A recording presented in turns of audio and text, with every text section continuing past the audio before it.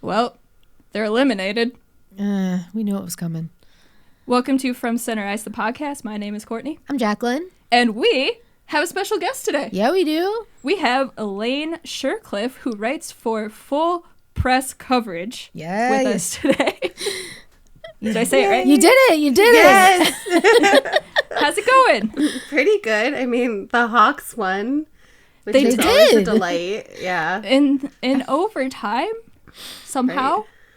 they scored, what was it, with under 4 minutes to go? It was right? 3 minutes. 3 minutes left Yeah. in the third period to tie it. Yep. 1-1. 1-1.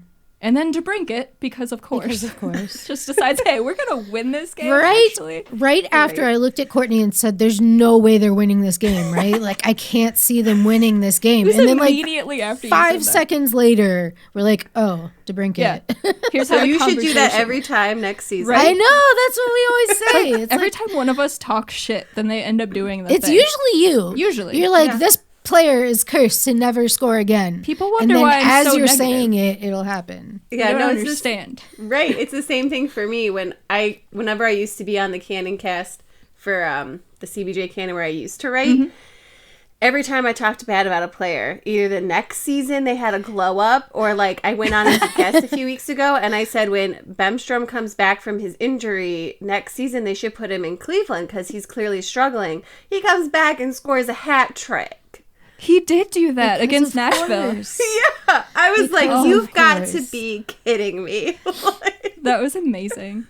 It But was nothing will beat when I did it with Dylan Dylan Sekura. Sekura, yeah. Because he was having one hell of a time scoring. And then, I don't remember who they were playing, but we were at the BMO, we were sitting in our seats. I was like, Dylan Sekura is never going to score. And then he did it. immediately, As she was saying I was it. saying the sentence, he scores a goal. I was like, well, all right, I guess he proved me wrong. Those Sakura boys, I tell you, Yeah. the beginning of the season, I was like, wow, I'm really disappointed in Adam Haluka and Tyler Sakura. And then they were all of a sudden just took You off. just had they just had to play the IceHogs. That's all. And then Tyler was like, hey, I I used to know be their exactly captain. how they play. I know their coach. I know what the coach says. Uh-huh. Fucking Derek King. Well, Here they we left go. him alone so much. I was like, why would you leave him alone? He knows everything about you. Your personnel has not changed that much that you can be like, oh, No. we can leave him alone. It's not like the Monsters who literally right now have like 4 people from last season on the roster playing. Like, it was... Yeah, I mean, our roster's like all rookies. Yeah, it's all different. It's crazy Is it- how young they are. Are there that many this year? Yeah, we have Yes. Tompkins still in net sometimes Right. when he's not on the Sometimes. taxi squad. And then there's Garrett Mitchell, Mm-hmm. John Quenville. He didn't Is play he last injured? year? He's injured right now. Just No, like- he did play last year. Oh, okay, Yeah. that's what These are the guys just that kidding. did play. Just kidding. And then- Just kidding. Gagne. Yeah. What's his first name? He hasn't played in so long. I forgot what his first name is. Sorry, Gagne. Is it Is that it? No, Tim Soderlund. Big Time Timmy Tim? Big time Timmy Tim. Cody Franzen. He Yeah. left Was for he new? a He couple left and then years. came back. He played in Okay. Europe for a little bit. Oh, that's right. That's Yeah, we right. had him for Okay, the never mind. 16, See, look at this. 17. I even covered air quotes. Cover the team. This is what I'm saying. I'm so bad this year. I just can't No, keep I up. get And it. Everything there's is so bad many this year. new players across the yeah. league. So Definitely. many, especially because the junior leagues were shut down to begin with. And I love that. Not that they were shut down. To clarify. I think there's value in the junior leagues, but we got to see players like Phil Tomasino and Seth Jarvis. Like, in We a don't year. talk about Well, those players I know. on this I'm podcast. sorry. You just threw out the two that are on this two-headed monster called the Chicago Wolves. You couldn't have real? chose anybody else. Anybody. They just were so good. I couldn't I think of know. anyone I know else. they I were. know. We are very aware of how good they've been. I mean, it was very unfortunate that Jarvis had to just get shipped back off to junior, but they still got Tomasino. Yeah. But he didn't care. He wanted to go back. He wanted Really? to, he was like telling people that it was basically like going back for prom. Something along those lines. I don't, I'm like Oh my paraphrasing. gosh. But he was That's excited. really He wanted to be with his friends. I totally get that. But you at can't the same blame him. time, I mean, I guess, but he was the leading scorer in the AHL when he was shipped off. That don't mean anything. right. He's like, whatever. But I mean, I might do the same. No, I would. I don't know. I might do. but I guess in the American League, they're not playing for anything, so that's different. Are they having Right. play? I don't know which Well, the league he actually Pacific plays is. in. Yeah, in the American League. Which league did Jarvis come from and then The go back to? WHL. The WHL? Are they Winter having Hawks. playoffs? No, because it's all under that CHL umbrella. Yeah. So it would be like the OHL, the WHL, the QMJHL. Like, Yeah. big question mark if they're all in. There's just a few of them in that umbrella, and they will play for the cup, which I now forget what it's called. But they're not doing it this year. I can't think of it either. Oh, I have no idea. Yeah. It's like you said that you can't think of the name, and it immediately left my brain. Yeah. No, it just no. This is my season right here. It'd be like that out- sometimes. Like, just write out sometimes they'll put players up for post game and not tell us who it is. And I'm like, staring at them like, okay, I know it's the Wolves. I'm really sorry. But Dominic Bach, for some reason, like, he sat down and I was like, I should know who you are. and so I just asked like a really generic question. And then I was like, you're Dominic Bach. It just took me a moment. For one of our earlier episodes, like, what was it like? It was right at the beginning of this season. This season? Okay. This season of our podcast, not the hockey season. I mean, it was the same thing, Was wasn't it? Yeah, because we're only on episode. This will be episode. This is like 9. episode. You're right. Yeah. But that started like at the beginning of the year, right? Or did you start it before I was back? Started it once you came. I don't have words. I started it once you came back, is what I was trying to. Yeah, that's what I'm saying. Oh. So I was with it the whole time. Yeah. 1, 2, 3, 4, 5, 6, 7, 8. Yeah. Yes. Okay. Well, We're saying the same thing and we arguing are. about it. We All right. are. We I love often tend to argue the same point at each other. Anyway, Yes. Brandon Peary, you put him as the The picture? picture. Oh, for, yeah. And you were like, who's and that? Because I always tag the player that we use as like the thumbnail. And I texted her, I was like, who is that? And she's like, that's Brandon Peary. And I was like, I don't know his face. I mean, I just to be know he always fair, scores on us. It was a But picture of he is- him on the Golden Knights. Yeah. Was the picture I used. Yeah. If I would have put him in the Wolves jersey, you I probably would would. have been like, Oh, for sure. If it was, yeah. I have issues recognizing players off the ice all the Yeah. time. Like, there's this area where a lot of the monsters live, and I go there because I have family near there. I'm obviously not saying it because people are creepy as fuck. Yes, They are. yes, yes. They are. And there was this one time I was in the bookstore. This guy was newer, and I started talking to him about the book he was reading. I had no clue. None at all who I was talking to. And then we got him for post game 2 games later, and I was like, oh, what's up? Book. Like, that's cool. I don't feel creepy. So, like, I don't go there during the season anymore now. So, I'm going to do something. Like, I don't go to the bars either there because I live near Akron. So, during the season, I either hang out with my family in their houses or, like, the one bar by their house. But we don't go bar hopping because there was one time where I was on a table, like, I took the mic, and there's this one bar that has like crawfish racing or like crawdad, whatever, and I was play-by-playing it while I was What drunk. kind of backwoods shit is that? Well, it's Cleveland, okay? Crawdad racing? Is that what you said? Yeah, it was like on the crawfish, or one of like those animals, and it was on this table, and I was on it, and I took the mic, and I was play-by-playing it. Okay? That was my first season covering the team, and a bunch of them walked in, and one of the coaches, and I was like, it didn't really register at that moment because I was just really into it. And the next day I was like, no one said anything. And I was like, praise Jesus. But I love that for you, though. So I'm like, you know what? We're going to be good during the season. I'm going to be wholesome. And Yeah. This is my next life goal, is to play-by-play a crawdad race. When a member of the IceHogs walks in. Yeah, dude. Who would Maybe it they're be? involved. Who would it be? In the crawdad race? Then? Yeah. You know, when he was here, I could definitely see Colin being there. Oh, definitely. Just because he's such a weirdo. Very strange. well, I don't even think people know, like, unless you are part of that bar scene, like that specific bar. Yeah. I don't think people know because it happens like once a month, I think, or something. And my family, like, Just kind of regular knows monthly it. crawdad race. Like in the summer, it used to be. I'm sure with COVID now that doesn't happen because I haven't been up there to that bar since then. But yeah, it was just like a thing. And it's like so normal. funny. I don't know. Like Cleveland's great. Cleveland and Akron are great like that. You're just like, oh, there's like a burlesque show going on in the bottom of this like dive bar. Hell There's yeah. like St. Louis is like that too. Yeah. It's great. Yeah, I mean, that's not one thing St. I do Louis. love Actually, about St. St. Louis Louis. is kind of great, but don't. I Didn't we just discuss I this think in the last episode, where I went yeah, off St. on Louis is a great city, but just- fuck that team though. Yeah. And Their their fans are. fans. And their Okay, wait. fans. But the people that live. Okay, listen. Okay, I have to tell the story. I know this is not Okay, why go, I came go, on, go, go. But like I had moved to Oregon for a few months in 2015. Like the state?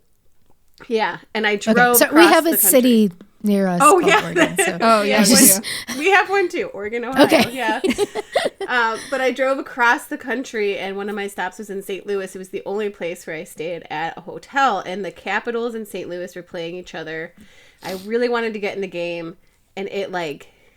When was How long this? ago was this? Yeah, it was like it was December 2014. No, we went yeah. down there. Not that far No, back. it was Because every yeah. time we've gone to a St. Louis game in St. Louis, we've seen them play the Caps. So it's like, maybe it's the same game. But no. But well, Not so I December. didn't get to go because it was sold out, and so I just watched in this like bar at the hotel, which apparently a lot of St. Louis fans would hang out at, and I got hammered because people were buying me shots because I'm like screaming at the TV at both teams because I hated them both. I was like.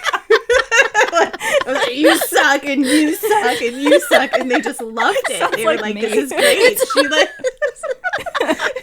but then like something would happen to TJ Oshie, and I'd be like, "Don't touch TJ!" Don't touch Look, him. TJ! So like people just kept giving me drinks, and I was so lucky because the bartender was like, "Okay, like she's alone, like she's this young girl traveling Right. alone, like we're just gonna cut her off now." And these two dudes took me to my room, tucked me in, and left. Left. That could have gone very, Very, wrong. very Right. bad. Yes, So I have like but- a really special place in my heart for St. Louis fans I'm so happy for you. because of that. Well, it was those two Louis fans. fans or just St. Louis people? Maybe Probably they didn't St. Louis actually people. live in St. Louis. They were Blues Yeah. fans that didn't live in St. Louis. Okay. I could see that being the case. Why But every time why we've were gone they to a Blues fans? game, what? Why are they Blues fans if they don't live in St. Louis? Well, I mean, I don't live in Chicago, and I'm a Blackhawks fan. But we live close. Yeah, you guys. They're the closest NHL team to us. Yeah. Yeah. So what are we arguing? What's the point we're making here? I don't know. Really, I don't understand why people would like St. Louis or anything in St. Louis. That's what it boils down to, really. Because fuck St. Louis. Fuck their fans. I don't care if you're watching My this or whole not. point is that I went to a burlesque show under a dive bar. in That's St. how we Louis. got here. That is what happened. Yes. And it was great. But we've never had a good experience at a Blues game. Anyway. No. Oh, No, that's very bad. that sucks though. Yeah. You should they're have a good fans. experience at all hockey games. That's my personal opinion. I mean, I had a very good experience at the Blues game cheering for the Capitals obnoxiously, but then it turned bad once the guy started yelling at you. Yeah. Yeah. Somebody yelled at. Well, I can't say anything. I think I like had a Brown Steelers game in 2010 or 2011. It was like -20 at kickoff. It was Oh, hell freaking no. No. And this like Steelers fan threw money at me and said like but he did it to be mean because he was calling me a whore Because I mean, that's what fine. I'll take the money. Right, Sure, so I'm a whore. Throw So money I at me. took the money, though, obviously. Yeah, as you do. And he followed me because he's like, wait, I want my money back. And I just, like, I'm from not far from Midway. I'm from, like, the western suburbs of Chicago. Ah, And my okay. neighborhood was not the best. It wasn't the worst, but, like, I know how to... Enough. You I know mean- enough. Yeah. I'm mean, and I just like metaphorically stabbed him in the heart with words over and over and over. What did you say to this man? I can't. I really can't say. I it. can't. Like, it was so bad. My friends were like, "But Elaine's the nice one." And my friend Emily is like, "No, she's not. Not tonight. She's I not. understand. Yeah, and But you still kept the money, right? I still kept the money. Absolutely. Yeah. Why Snaps would for you that. throw money at someone and think that? And like, then they're ask for gonna it back? keep Absolutely not. No, Right. that's Yeah. mine. Also, now. it was cold, and I had just survived swine flu. Like I was not playing. Oh my god. Oh god, I had swine flu too. It was awful. I got it. Remember, I came to school. Oh god, this was maybe junior year, whenever swine flu was real. And I was at school one day, and I had full body tremors. Like I could not stop, like shivering.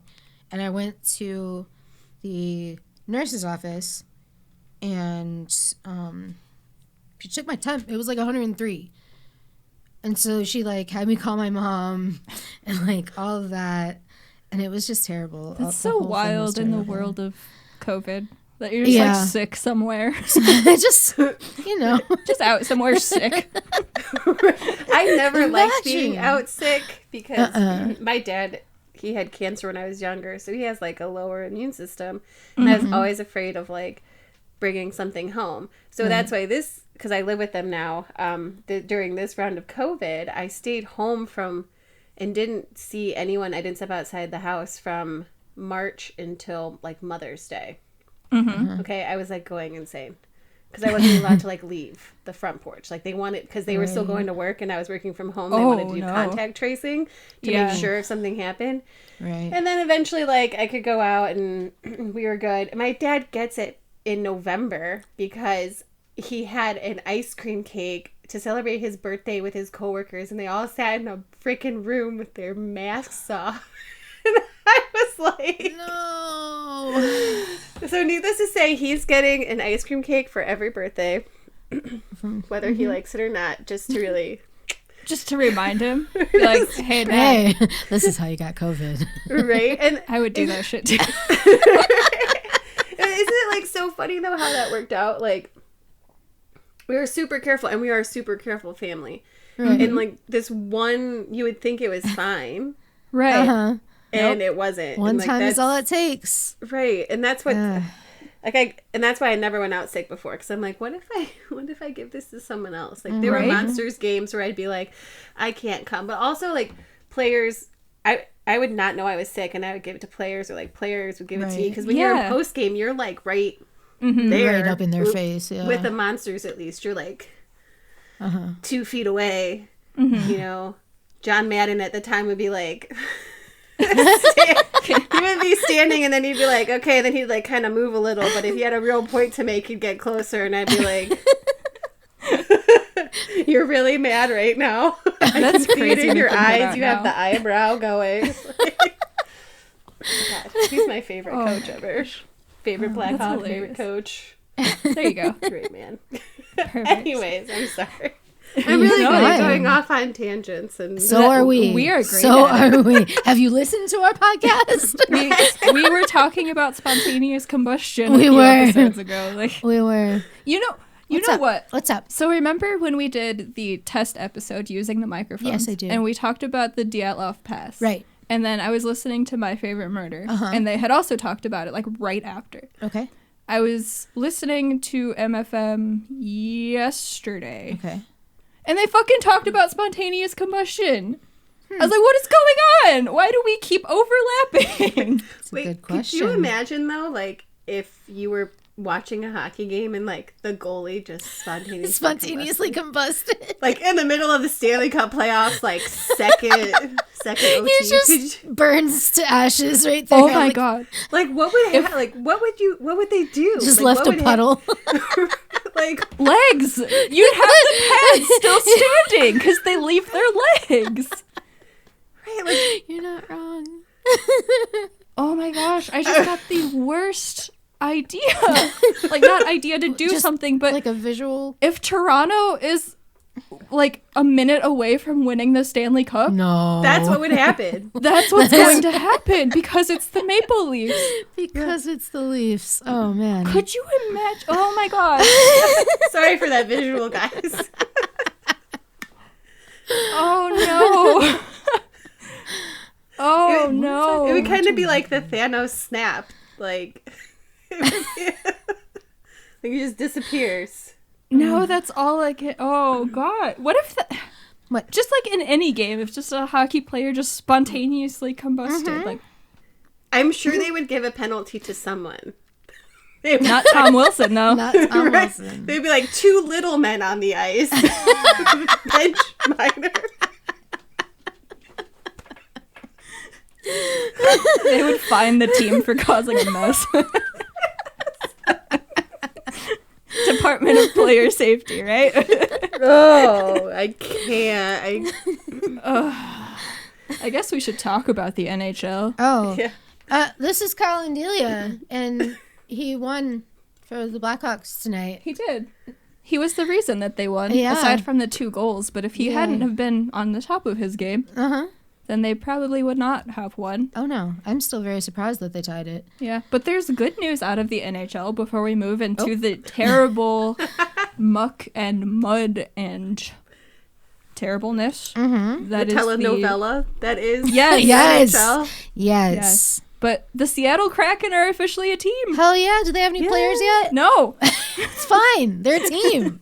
they're a team. But Have they can been officially- fined yet? Have they been fined yet? Not yet. Not yet. Okay. Not yet. If there's nobody on the team, how would they release a statement? What if they said something about this week's nonsense and they got fined before they ever Before had they a player? ever make money. That would be so NHL. Yes. Right there. I kind Yes, of it want to would. see it now. So whoever's running the Kraken social media, please do something to get fined. Right?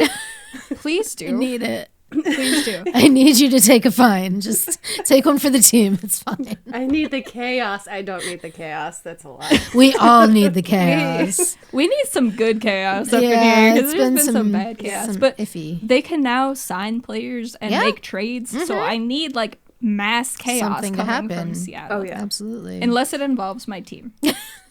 Because that's when it gets bad. So you Yeah, don't want them well. to take Malcolm Subban? I mean, they could. They could. I feel bad for him because I feel like every time he's on the ice, the defense is like, here, we're going to just try to do your correct. job for you. Like Absolutely the amount of correct. times Duncan Keith sits in his crease and gets in his line of view. And I'm like, Duncan, baby, you know better. That's just because Keith is not good this year. But he did get kneed in the face by a He ref sure tonight. did. How That did looked, that even, like, I watched it and I ouchie. still don't understand. he Like- just he was sliding on his knees, and then the ref tried to jump up onto the bench, and right into his It was noggin just it goes. the perfect visual of Duncan Keith on the Blackhawks power play. That is what it is. Yes. That is what you get. But I guess him and Connolly both have concussions now, so Yeah, that's not 'cause good. Connolly incidentally ran into. Yeah, I don't remember who it somebody was. else. Lawrence. I don't know his first name. How many concussions is that for Duncan? I don't know. Because didn't he have, like, a pretty bad one a few years back? No. Did I make that up? He probably gave somebody a concussion. Oh, yeah. He's like a very sneaky, dirty player back there. He is low-key. I've always wanted to see him in Tyler Bertuzzi's not a dirty player, but I feel like if they combine their powers together and we're on the ice at the same time and in the same team, it could be very dangerously fun. Okay. Yeah, I feel like people think Tyler Bertuzzi's dirty because of Todd Bertuzzi. Because of one accidental incident by Todd. Accidental. Well, not what I mean is accidental is he totally meant to hit the guy, but the way he fell, it was just it was bad. I mean, it was bad. He shouldn't have punched him. But it was worse because his head bounced on the ice like 3 times. Huh. That's It's crazy how that happens, and we come full circle here. full Right. freaking circle. Crazy. I guess we could just segue into this bullshit then. I mean, but it's coming either way. So We might as well let's just get it fucking over get with it over so we with. can move on.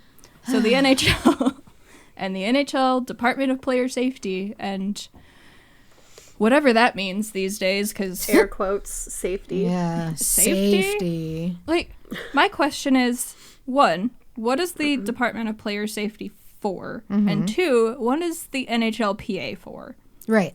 Because they don't, none of them protect players. No, not even in the sense of like, why is Vancouver still playing? Their players didn't want to play anymore. Like, Yes. where was the NHLPA coming in and saying, like, that's it, we're not playing? And I think it comes down to there's a provision about not striking during a season, and that would be considered a strike. So that needs to come out. It's a little different when there's COVID involved. Right. Not only that, I feel like these things are all just to give the illusion that the NHL has itself under control. Yeah, And probably. It can deal with these things because it has these different, what would you call them? Groups? Yeah. Yeah. What are they called? You got a group of people. They are a crowd. An anxiety nightmare. Yeah, that too. That too. a fever dream? Union. Union. Oh yeah, that's where we're That's the Okay, word but I I was thought going the point of unions was that they could strike. Yes. but not in this one, because there's like that rule written in the CBA. Because it's the NHL and nothing makes sense. Yeah. There's no logic involved. We say this No. every episode. Yeah. Yeah, it's kind of like whose line is it anyways, where the points don't matter and No, everything is points made don't up. matter. That's the one. Everything is made up. That's the one. Like, Everything do you is notice made they have up. 87 rules in the rule book? 87 of them. That's a And lot. how many times does Sidney Crosby who get in trouble? 0. None. Even though he also punched a guy's face into the ice like 2 days ago. Yeah, and so that's Did the we thing even- I have an issue with both the NHLPA and the director of air quotes player safety is George Peros. right. That's the one. Well, be careful, you might be fined $250,000. Fucking bring it. Bring it. Bring it. We'll crowdfund that shit. For I real. have an issue because, like, I will say, and a lot of people fight me on this, or with their words, is I think that there is a value in having fights in the game. I agree. Because I've noticed the AHL hasn't really curtailed them as much as they could. They don't happen as IceHogs often, just though. don't fight. They don't happen as often, you're correct. But Garrett like, Mitchell lately. Garrett He's Mitchell been is fucking awful. going off. He I said, don't I'm know the what curled captain. up his Fuck all ass." y'all. For real. Yes, that is exactly. I don't know what happened to him, but he was just like, I'm going to fight you. Just snapped one day. Yeah. All right, I'm fighting Rockford everybody. wasn't really a team that fought to begin with, No. compared to, say, like Cleveland and Grand Rapids. Well, literally everyone in the Central. Yes. Yeah, Pretty much. Especially Iowa. Iowa's a fighting team. It doesn't. Really? Yeah. I think they just wake up every morning and choose violence. Like the Like, I just think Capitals thought it's that they with- did and tweeted out. Oh, Anywho. that was No, Awful. we need to go over the whole Oh, we will. situation. Yeah. We will. Okay. I was have about it to say outlined. we have. Oh, you got an outline. I love it. Sort All of. right. Makeshift out. But without Anyway. the fights, I feel like the wrestling matches, the body slams, the slew footing, the open ice hits when somebody doesn't even have the puck, I feel like those have gone up exponentially. And that's I not agree. safe, especially when you have guys In who are the AHL 18, or 19 in the NHL. Okay. Especially when Yeah, you 'cause have in the guys who are AHL 18 or 19 playing, Right. you know, and or guys who are like Panarin size, you know, they're getting hurt. And, you know, I'm going to call back to the AHL really quick, but, you know, Coach Warsofsky for the Wolves and Ben Simon for Grand Rapids Griffins, they keep saying there's this importance in emotional control. Oh, for sure. Right. And that's super important. And they don't want their guys to cross that line. They know that there's a value if you get hit. Like Dylan Mickelrath the other night, he searched out Zach Jordan from the Monsters because he was like, that was a bad hit. He was looking for numbers. He was looking at the bench. He was looking for him. And when he found him, that was it. He was like, you want to fight? And he's like, I guess. And I'm like, don't know why you're going to try to fight him, but okay, Zach. Like, Sure. good for you. And the problem is in the NHL, I feel like there's so little emotional control. Like, Yeah. I think that was one of Andrew Shaw's biggest downfalls before he was sent away to Montreal. But Yeah. I agree. he said he grew and was more mature. I think he said he grew up in the couple of years that he wasn't in Chicago. He had a pretty bad take about the whole Wilson thing. Did he? I didn't even see it. Yeah, I don't remember what it was. He responded to John Scott's video. Oh, sounds about right. Chris, I think he grew up more off the ice than he did on the ice. To be honest. Yeah. that's fair. I mean, he has a family now and all that. He does. He does. He does. It's weird to think of Shaw as a dad. It is. It's but weird he's to got think 2 of little any of girls, them. doesn't he? That's true. Oh, well, Yeah. they have hands. They do have hands. And they wear shorts. They wear shorts. We notice these strange things throughout games. Like, you know how when they lose a glove, you're like, there's just a regular hand under there. And it looks so small because they have these massive gloves on. Yes. It is funny when, I think it was like Cleveland was fighting, or like, I don't remember what game I was covering actually. It might have been like Iowa and the Wolves. And there was like 3 fights going on all behind the net. And like gloves were flying in the air. It might have actually been Rockford and I don't actually. It was in the past week and a half. It might have been since Garrett Mitchell's fucking snapped lately. Yeah. But gloves were literally flying in the air, like whoop, whoop, whoop. And then like you look in their hands are like They're It's so just so small. they're so small, so tiny, Itty small bitty hands. little hands. It's so funny looking. We're always just like, they have hands. There they are. But yeah, I also think that fighting has a place in the game. It's good that they're trying to cut back on it because you Which don't they just needed need. to do. Yeah, you don't just need guys on your team with the sole purpose of fighting. But you also don't need like what happened last night in the Rangers and Caps game with 6 fights in the first 5 minutes. Yeah. Which It's just dangerous. I say it's dangerous because, well, first of all, I have to say, when I realized that Coach Oshie had died, I was so pissed that then they were like, you know what, let's just fight all night then, instead of playing like a legitimate game Right. and calling to mind what TJ's dad has done for the sport, especially since he did a lot over on the West Coast, not far from Seattle. So like, this is all a big deal. And I'm sure maybe it just distracted and gave, TJ a little bit more to go and score. yeah, he walked away with his hat trick, which was it worked awesome. out for him. But it's not the headline of the night, which Right, also which sucks. Right, but you know what though? I'm going to say something that people hate. That falls on the writers. Make it the headline of the night. That's have the also very ability. true. 100%. Like Instead, you they can- were just all complaining about it instead of Yeah. actually doing something. I thought you said the Raiders at first, and I was like, they're a football team. What do they have to do with this? That is all on the Raiders. You know what? There's a good chance I could have said that instead of Raiders. Were the I know Raiders how I the ones work. that had that terrible tweet up? Oh, were they? I think so. That was on the Raiders. yes. Oh, it was on the Yes. Raiders. No, now we can finally breathe. No. No? It was them, but like I just. So Let's just. I don't even remember what the topic was. Oh, nope. We're not going to go there. That's fine. That's we'll fine. bring it up My after. brain's been zapped. She'll Yeah. tell me later. I Yep. don't But so remember things. that's when that falls on writers. And I will say, like, people get mad at me. Some writers don't like me because I call myself out on my own crap, so it makes it really hard for them to call me out. Yeah. That's the best way to do It it, though. is. But, like, if Recognize your you're own gonna- faults. Yeah, if you're going to spend the time talking about these fights and you're making the game about the fights, guess what? That was the first 5 minutes. What happened the rest of the game? What happened the rest of the fucking game? And they can't tell you.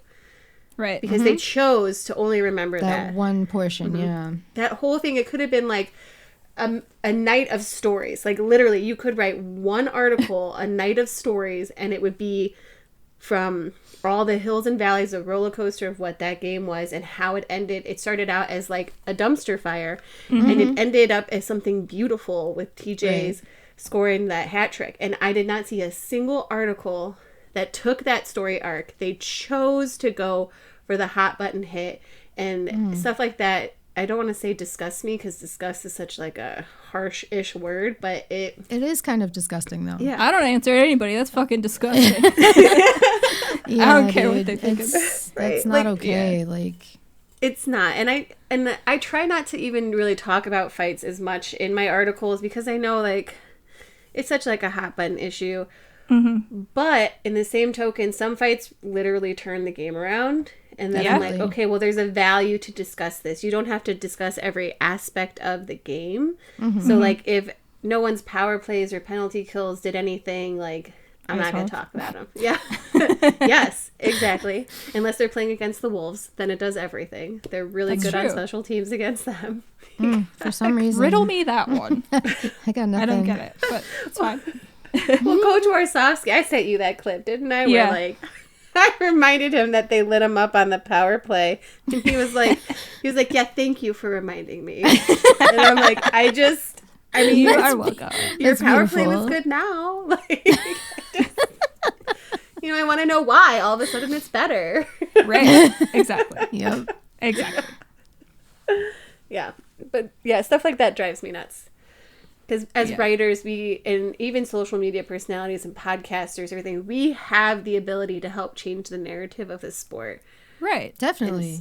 So That's the biggest part of it, because people always focus on the most negative aspects of everything. Well, see, and that's the thing. Like, there's going to be that majority of people that are only going to look at the hot button issues because they're not, like, dedicated hockey fanatics or anything. So I feel like the minority of people that are talking about other things and focusing on the good and all that have to be 10,000 times louder, because otherwise they're just going to get drowned out by all the negative bullshit that everybody pops out. Another big part of that is so many of these platforms that these writers work for, like, focus on clicks and click-throughs and responses. And if it bleeds, it leads. That's how it's always been, so that people write about these horrible things and they have the clickbait titles because you're going to get more clicks. And I think that's been one of the downfalls of social media, really, is now we have all of these clickbait things because it works. So you're going to keep doing it because it works. It sucks. And it sucks. that's why I like where I write. At least from the AHL standpoint, we don't play that game.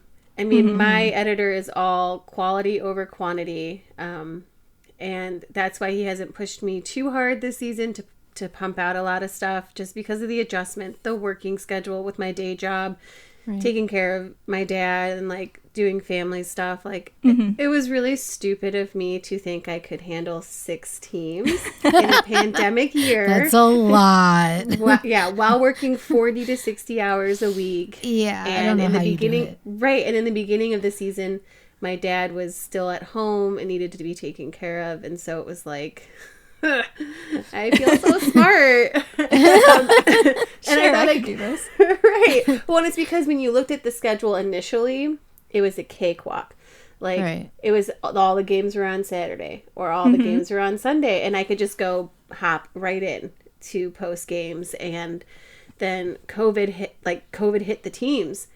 And all the postponements. And it was just like, the string of games that they're all playing. And I'm like, I'm tired. They're tired. We're all tired.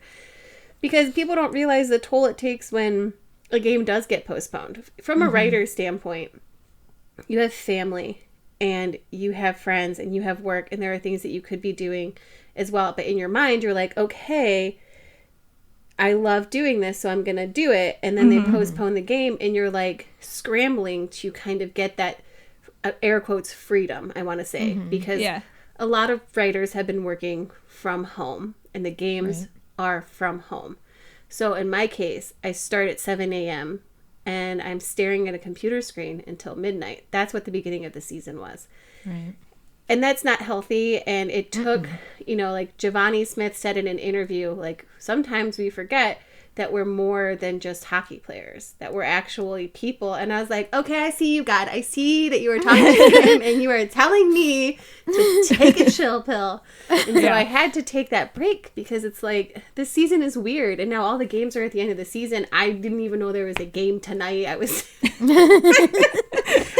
it. I missed a game Sunday because I was hiking, and it was like, puck dropped at 6. And I'm like, no, it doesn't. Whoops. It drops at 8.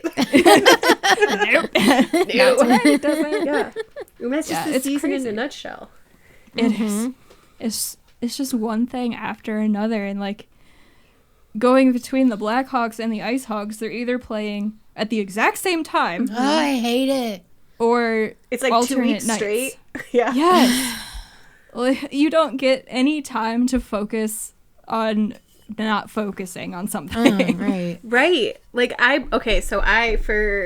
for Valentine's Day, I was like, I'm buying myself a Nintendo Switch because nice. I'm single and I need to treat myself.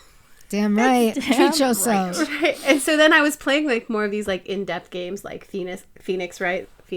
Oh my God, what is that called? But it was like a storyline game, and I didn't have the mental space during the season, so then I got Animal Crossing.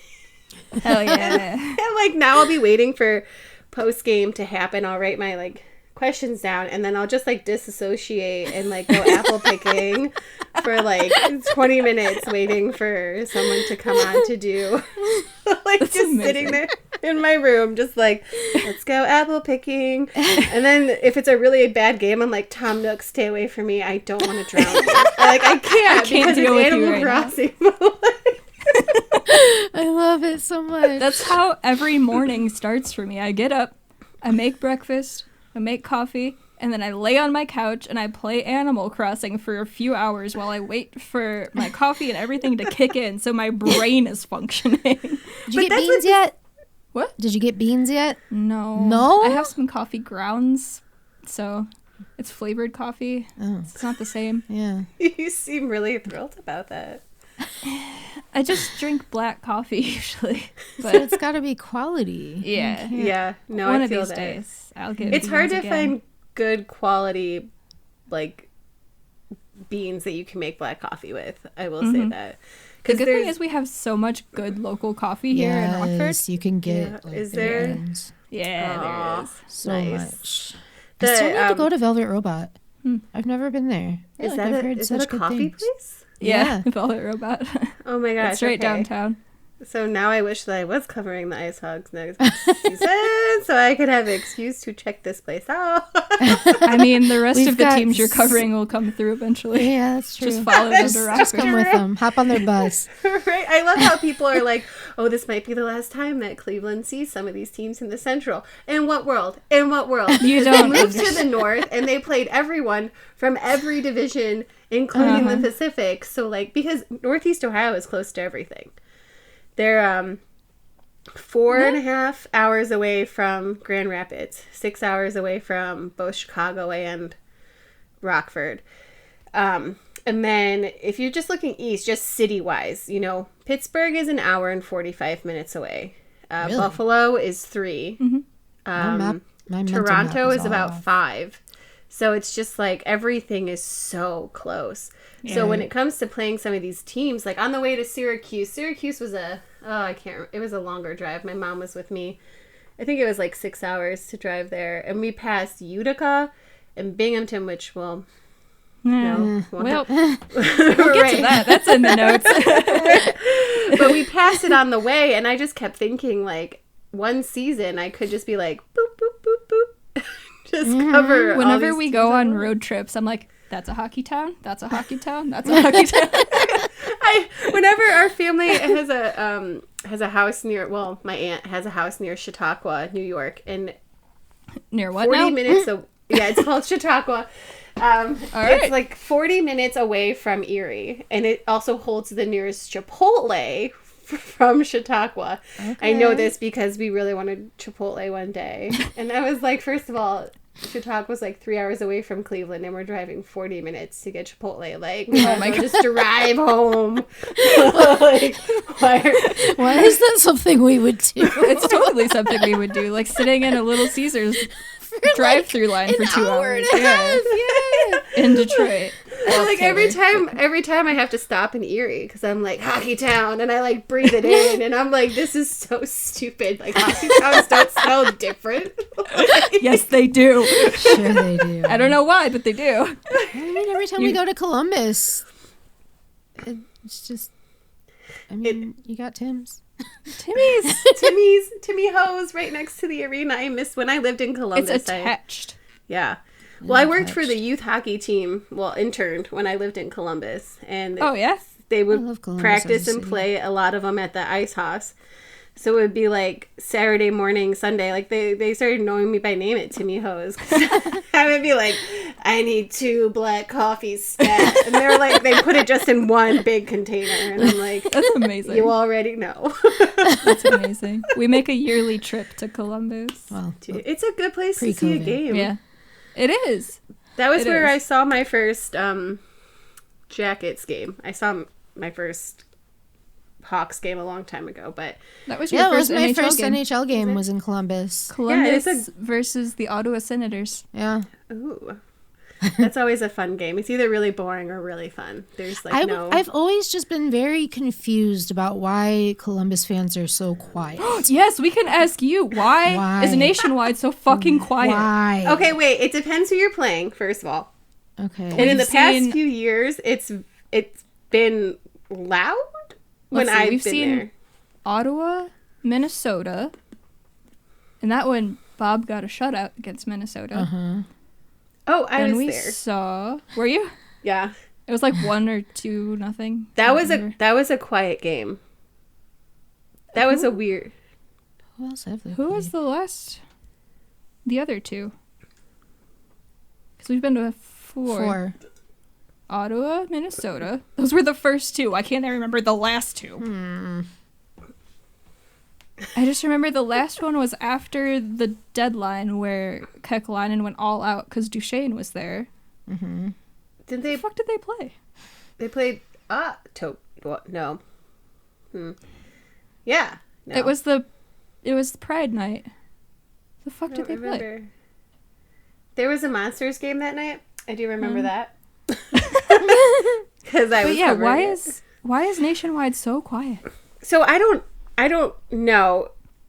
I really don't know. Like when I had season tickets there and I sat in 117, that area was really loud, and it was a lot of like the same people, a lot of the same fans who've been there since the beginning, and they were just like, this is very loud. And Mike Todd, the in-game host, was usually right there, so that could maybe be part of it.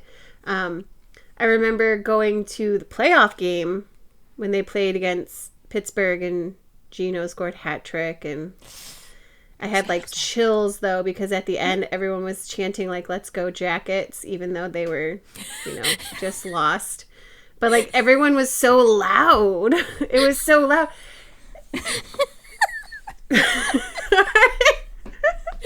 Okay, can I tell this? Yeah. Okay. Go ahead. Go ahead. I think that was the San Jose game I don't remember. because they won 4-0. They did? Yeah, look, I got. We it saw right 2 here. shutouts? I guess. Okay, so you But guys have to anyway. go to every single Jackets game. Okay, That's deal. going to be hard. They did to offer do. us season tickets. They You did. remember? They did offer us season But tickets. anyway, this woman, every time that Columbus scored, she would go, 1. Let's go, Jackets! That's my friend Jess. You know her? Yes, she's the No tell her- fucking way. best. Please tell her we're in love with her. Yes, I will. dude, she is goals. Well, make sure that stays in this, and I'll make sure she listens. Oh my god, yes! She is one of my favorite people ever. She actually spent the night at my house with our friend Dina, who also covers the Monsters with me. So Okay. when she comes to the Monsters games, I get to hear it as well, and I'm like, oh my god! Is she a queen, season ticket go holder? off. For the Jackets? Yeah, I think she's a season ticket holder for the Jackets. I hope so. She is like, she's such a good fan. Yes, that's what I was saying. She's That- absolute goals. That made that game so enjoyable listening to her chant. Absolutely. Oh my God. We've seen, you said Minnesota.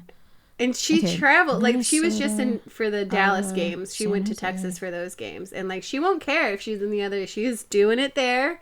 And the players hear it, and the players have acknowledged it. And, like, I love that. And she's, like, she's a gem. Okay, so sometimes Columbus fans get a bad rep because Columbus fans can be very Ohio State-like. And I don't know what that means. I don't know what that means either. Rowdy party school. That's all I know about Ohio State. In the sense of they fans, drink a lot. Where like they feel like everything goes against them if it's not going their way. Okay. Like there's So Rule like Pittsburgh 614. Penguins fans. I cannot compare them together. I would very much like to enjoy covering the Cleveland Monsters, who are their farm team. I would rather. I have no comment. Just the fans. Just the fans. But she's one of those fans who's like, she understands the game, and she's not like a total like Homer fan. You know, like she is all in, and she'll be like, oh, that was bad. Like, that wasn't good. But even if they're losing, like, I mean, I've never seen them lose 10-0, but if they were, she would still be screaming her lungs off, and she would Which be like, I love, dude. Oh my God. more I people need to aspire. be like that. I can't believe we have 10, Like six degrees of separation. separation from this woman. I love her. Oh my God. Oh I my should God. bring her to the Monsters Rockford game next year. Please, Yes. please. Yes. I need to hear her yell. We need Jess, to if have you're her on this listening, podcast. please come. Please come. I love her. We tell this story all the time because it was that amazing to witness. She's the best. She makes It was my life. fantastic. It was hilarious. The first time it happened, we were like, what is going on? But then she kept doing it for every goal, and we're like, oh my God. It So just then kept getting better. we New kinda Jersey. She's started so doing- loud, right? Like She if the is. Yes, line it's the quiet, best. It echoes. Yeah. Yes, and the high pitch. Yes. Like, oh my God, I wish my vocal cords were strong enough to do what she does, because It's permanently implanted in my brain. I can hear it. But we started like quietly doing it to ourselves at IceHogs games. We're like, 1, 2, let's go, IceHogs! I fucking love it. I need her to have like her own section in every game, and everybody that sits there has to do that shit, because Oh my God. They That should. makes me I mean, so why happy. not? Like, Right? I wish she is I what wish- Nationwide needs. Yes, dude, because it's so quiet without her. I wish that hockey fans were like soccer fans. I'm not a big soccer fan, but like the soccer fans are just insane, and the chants and the cheers, and when I went to Quebec City with the AAA Blue Jackets for the tournament there, they had like all these cheers for these youth peewee teams that were playing each other from all over the world, and I'm like, man, I wish this translated to the AHL, the NHL, like Yeah. it's The just fourth not the game we same. went to was New Jersey. Like, maybe not in order. That was in 2018. We saw. We saw New Jersey. and We Columbus. did. We saw Eddie Lack play for Jersey. That was the third game. Yeah, and then the San Jose was the fourth one they game was shut San out. Jose. Okay. Wow. I don't remember any of that, really. I the just first- remember. The first game I went there, I enjoyed it, but also I was in full-on Blackhawks gear, and I sat behind the bench. So were we in the first one we went to. I sat right behind the Blue Jackets bench, but that's how I started to like the team, because I was like, God, these guys are fun. Like, and they got beat in a shoot. It was April 1st, 2011. Yes. And Victor Stolberg won in a shootout in that game. So were they playing the Blackhawks? Mm-hmm. So I was like, Because full on Stolberg was a Blackhawks. Columbus killer. killer. He was the Columbus killer. He was.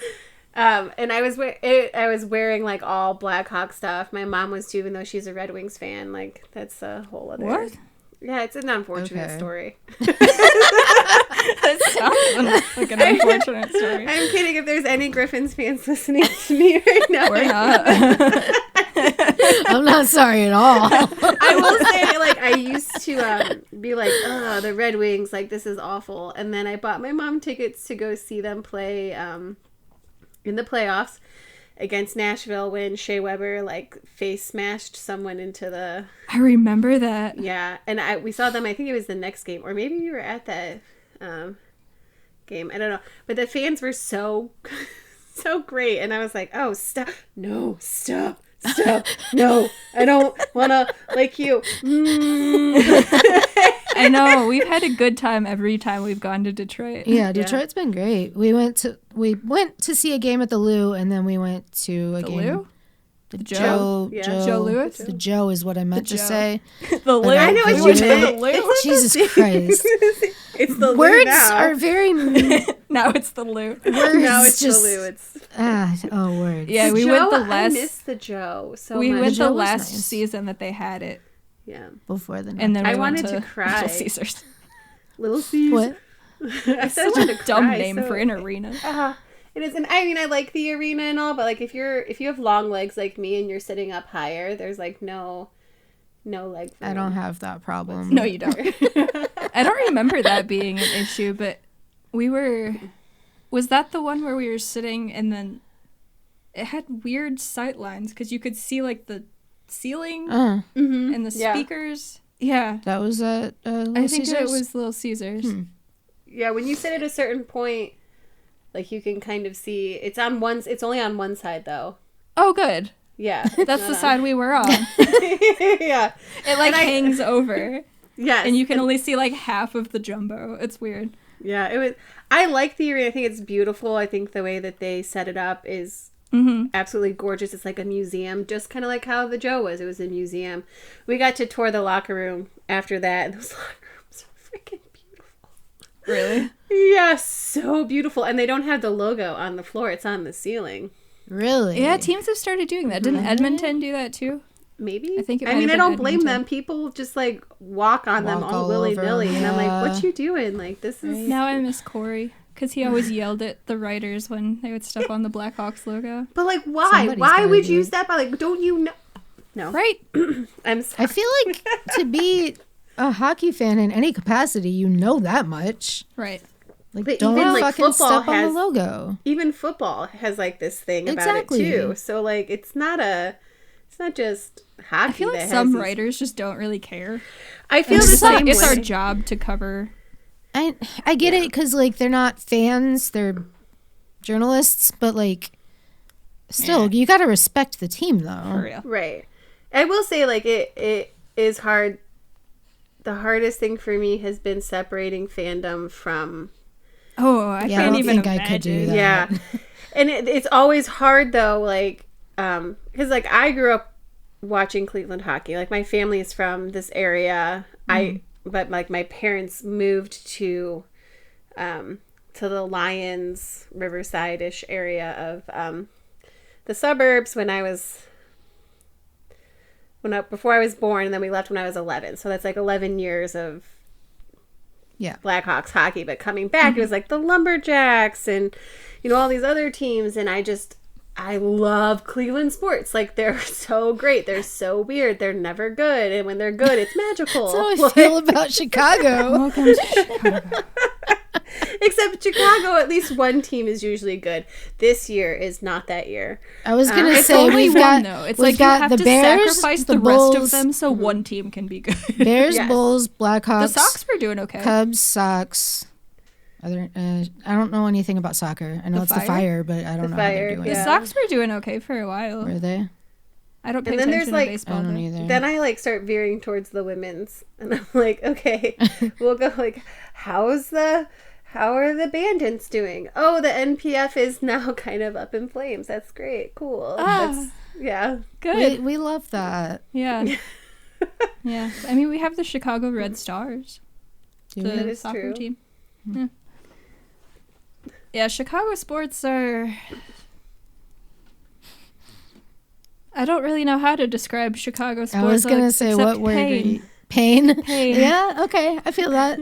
I feel There's that. one Even- podcast that always says that they get up for the letdown, and I'm like, I feel like that's everything with Chicago. Like even Yes. in life, Yeah. like you wake up. Like Yes. I lived in this town called Lyons, which one way was like Riverside, which was super rich, and the other way was like Cicero and Stickney, and like Yeah. those. Yeah, they don't sound like the greatest And I just remember it always be like, yeah, I'm waking up today. It's going to be a good day no matter what. And it's like, like,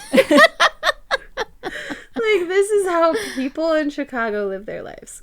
Yeah. Like they get up for the letdown. Like they know it's going to they're going to get let down, but they get up just in case. Just in case. They can soar high. And then the Bears do something. I can't even talk about Okay, but Justin Fields, though. They're going to I need to just remind people that he played for Ohio State. He sure did. That's and where Ohio he came State from. quarterbacks do not do well in the NFL. Oh, God. Why did you go there? I thought this was going to be positive. I thought she was going to say, wow, he was really great. Ohio State players do well. He has amazing swag. His suit game is on point. And he has is Nikita Zadorov's. Shit. So...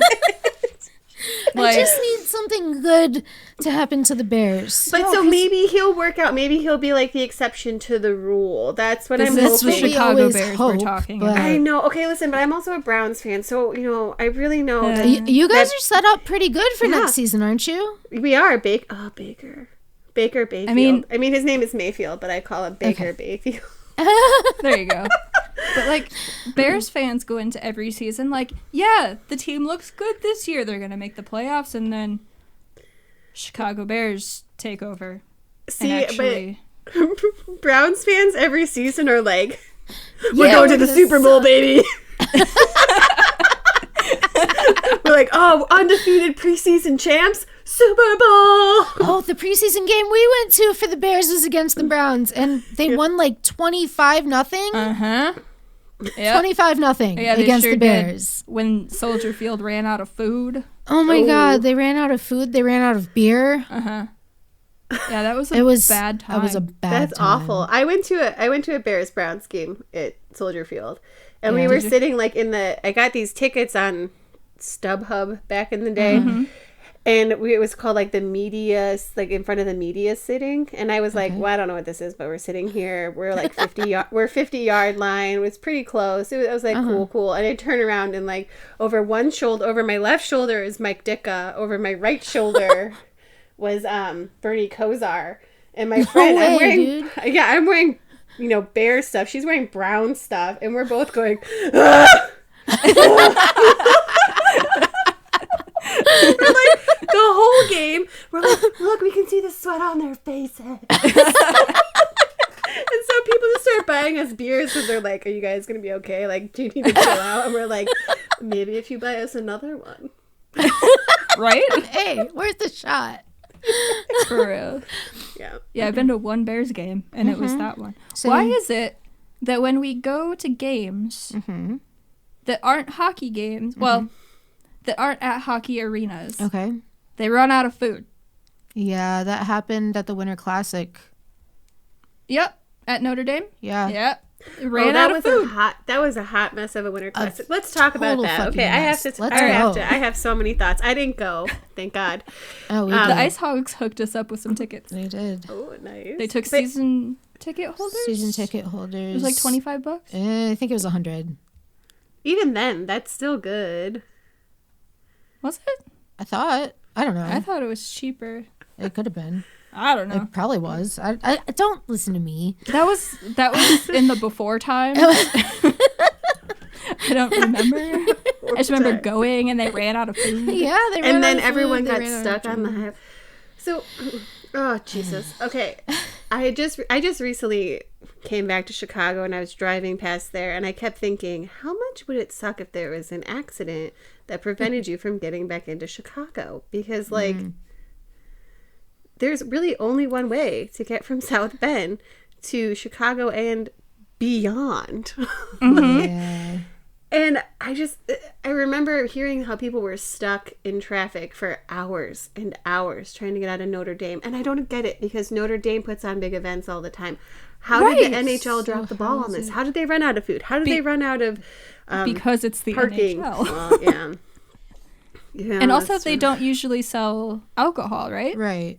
I don't think they can sell alcohol. Which is games. fine. You would think that they would run out of beer. That's fine. Like whatever. Yeah. I mean, I guess, but still, like, you know that these hockey fans are gonna want to drink. It's fucking cold outside. Like, I somehow ended up with a beer and a hot dog. how did that happen?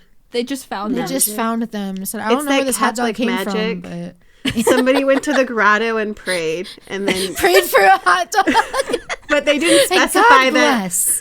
They didn't specify that buried they Saint wanted Joe. the hot dog. St. Joe kept us safe. Oh my goodness. Oh, I'm dying. That's amazing. Amazing. But I don't understand how they messed that up. And there's always something that gets messed up at the Winter Classic, like Like the one in Colorado. the where Lake people Tahoe. died Well, yeah, dude, people fucking died. trying to get back to their cars. Wait, really? Yes. The Colorado versus Kings one. People died on the highway because they wouldn't allow like Uber drivers to come in, and they didn't Why? have parking or enough parking, so people had to park super far away. Like miles out. So then walking to their cars, it was freezing very, and very raining, cold. And they people don't died. See, I this is what think don't somebody understand. fell off one of the little overpasses I too, didn't believe they? so, yeah. See, this is what I don't understand either, is why they don't have like shuttles for the special events. Because like, why not? It's just Right. and make Because it free, NHL. obviously. Like, well, yeah, that's true. Well, this Lake Tahoe one, though, I will say, like, I was really bummed that it wasn't actually on Lake Tahoe. Me too. And there were players who actually thought, they're like, oh, it's not on the lake? And I'm like, dude, It doesn't freeze over. Oh, this is the one that was right next to the lake? Yeah. Okay, I remember The that. one they just had. yeah. yeah, that was dumb. It was beautiful. It was though. gorgeous. It was, but I would rather, I want to see a game on the pond. That's what I want. Give me that. That's fair. I don't want any more of these stadium series because it's the same teams. I mean, I love Chicago and all, but it's the same teams. No, Like, give no me more. something new. No No more. more. We don't want No, outdoor games. please We lose stop. them every Please time. stop. Yeah, but Every not time. not every time, right? Well, they beat Because- Pittsburgh Yeah, when you at lose Soldier Field. in the beginning, when they lost them, they won the Stanley Cup. Not anymore. No longer. Not anymore. Not anymore. Now it's pain. Only pain. Now it's true Chicago sports and pain. Pain and suffering. Because they've been eliminated from the playoffs already, which is good because they would have just prolonged the suffering had definitely. they made the For playoffs. sure, Yeah, for and they They're not wouldn't- going to win the cup. Like any Chicago team, if they make it to the playoffs, they don't make any changes. Nah. Like, Yeah. if the Bears had not made it to the playoffs, they would not have Ryan Pace. Like, Right. there's no doubt about I that. mean, And I'm not saying a lot of burn changes. everything to the ground. I mean, They it just need basically new already owners, but that's is. not going to happen. I mean, And I don't think the coach is bad. Like, I'm gonna say it. He's the Matt coach they Nagy? need. No, sorry for the Blackhawks. I'm oh, I was going to say, Jeremy! hold on a second here. We need to talk because Matt Nagy sucks. But yes, I agree with you. We but like yes, Jeremy. Jeremy is good. I know a lot of. sorry. I was about to get real upset. No, believe me, I have thoughts on Matt Nagy. I got lots of them. They're not great. Yeah, but Unless we he's like listening, Jeremy. then Yeah, I think Jeremy- he's great. I We know don't. a lot of people think Jeremy is soft or that he's not focused enough. It's just the But they hip thing didn't to watch do the to hate Rockford on him. IceHogs, so they wouldn't know. Exactly. We could have Derek King in Chicago. How would you feel about that? No, never in my fucking life. No, fuck that. Send that guy to Lake Tahoe. Hawks fans wouldn't realize how good they have it. And Jeremy's like, he's good at developing. Like, Yeah. That's his thing. he takes It's just- what's good and makes it even better. So I don't understand. It's such a young It's all team. the Q fanboys. Mm-hmm. It's because Jeremy replaced Quenneville. Right. Well, That's what it is. I mean, That's- anybody that came after Quenneville was going to get their ass reamed. Yeah. But like, Especially But then when you they put have a him in the middle of the 30-year-old season. Like, Yeah. that right. just made And me like upset. the youngest coach that anybody's ever had. And But then there's a he- lot that people can criticize him for. Well, But right, I love but him. Right, I do too. And he, like I said, he's so good at developing. And I think what happens with the Hawks right now is some of the veterans get in the way of success. You think, Patrick Oh, Kane? yeah. Kane, fucking Keith. I think Kane is just, I will say, I'm going to give Kane a little bit of a break here on this season because he's without his bestie and he had a kid. And I'm sorry, in the middle of a pandemic, that's a lot to deal with. And that's the thing that's frustrating. Yeah, I know. Yeah. Trust me, I have to talk myself off the ledge all the time. That's fine, but he could look like he cares instead of looking completely miserable every time you see him on camera. He probably misses his baby. Well, that's fine. He's going to have to get over it for these 3 hours. A lot of guys miss their babies during the season, and they're doing fine. I know. I will say, you know what? I will say, like, this season, I told everyone they just need to enjoy it for all the teams. Because How'd that go? Well, that was the Jackets very wishful fans thinking. did not enjoy it. I can tell you that. Not one bit. They have Line now. Yeah, he's doing a really good job. They have Jack Roslovic now. They do. It's a very different reaction. I'm also super biased about Jack because he came from that program I interned for. Oh, there you go. Okay. I mean, he's been really good for the Jackets, though. Well, he has. And Connor Murphy came from that program, too. Okay. Yeah. I like Connor for the most part, but sometimes I think what happens is he has to sometimes make up for other The problem with Connor Murphy is he's been put in too big of a role on this team, and with how much of a dumpster fire the rest of the defense is on this team, you can't have Connor Murphy as your number one defender because he's not that. No. But if he was like a solid number 3 or 4, he would look fine and nobody would have any problem. Right. If he had a good person paired with him, maybe. That'll help. That too. Yeah. That too. But I mean, he's been better than Calvin DeHaan, so there's that. I forgot he was. Well, like who is it?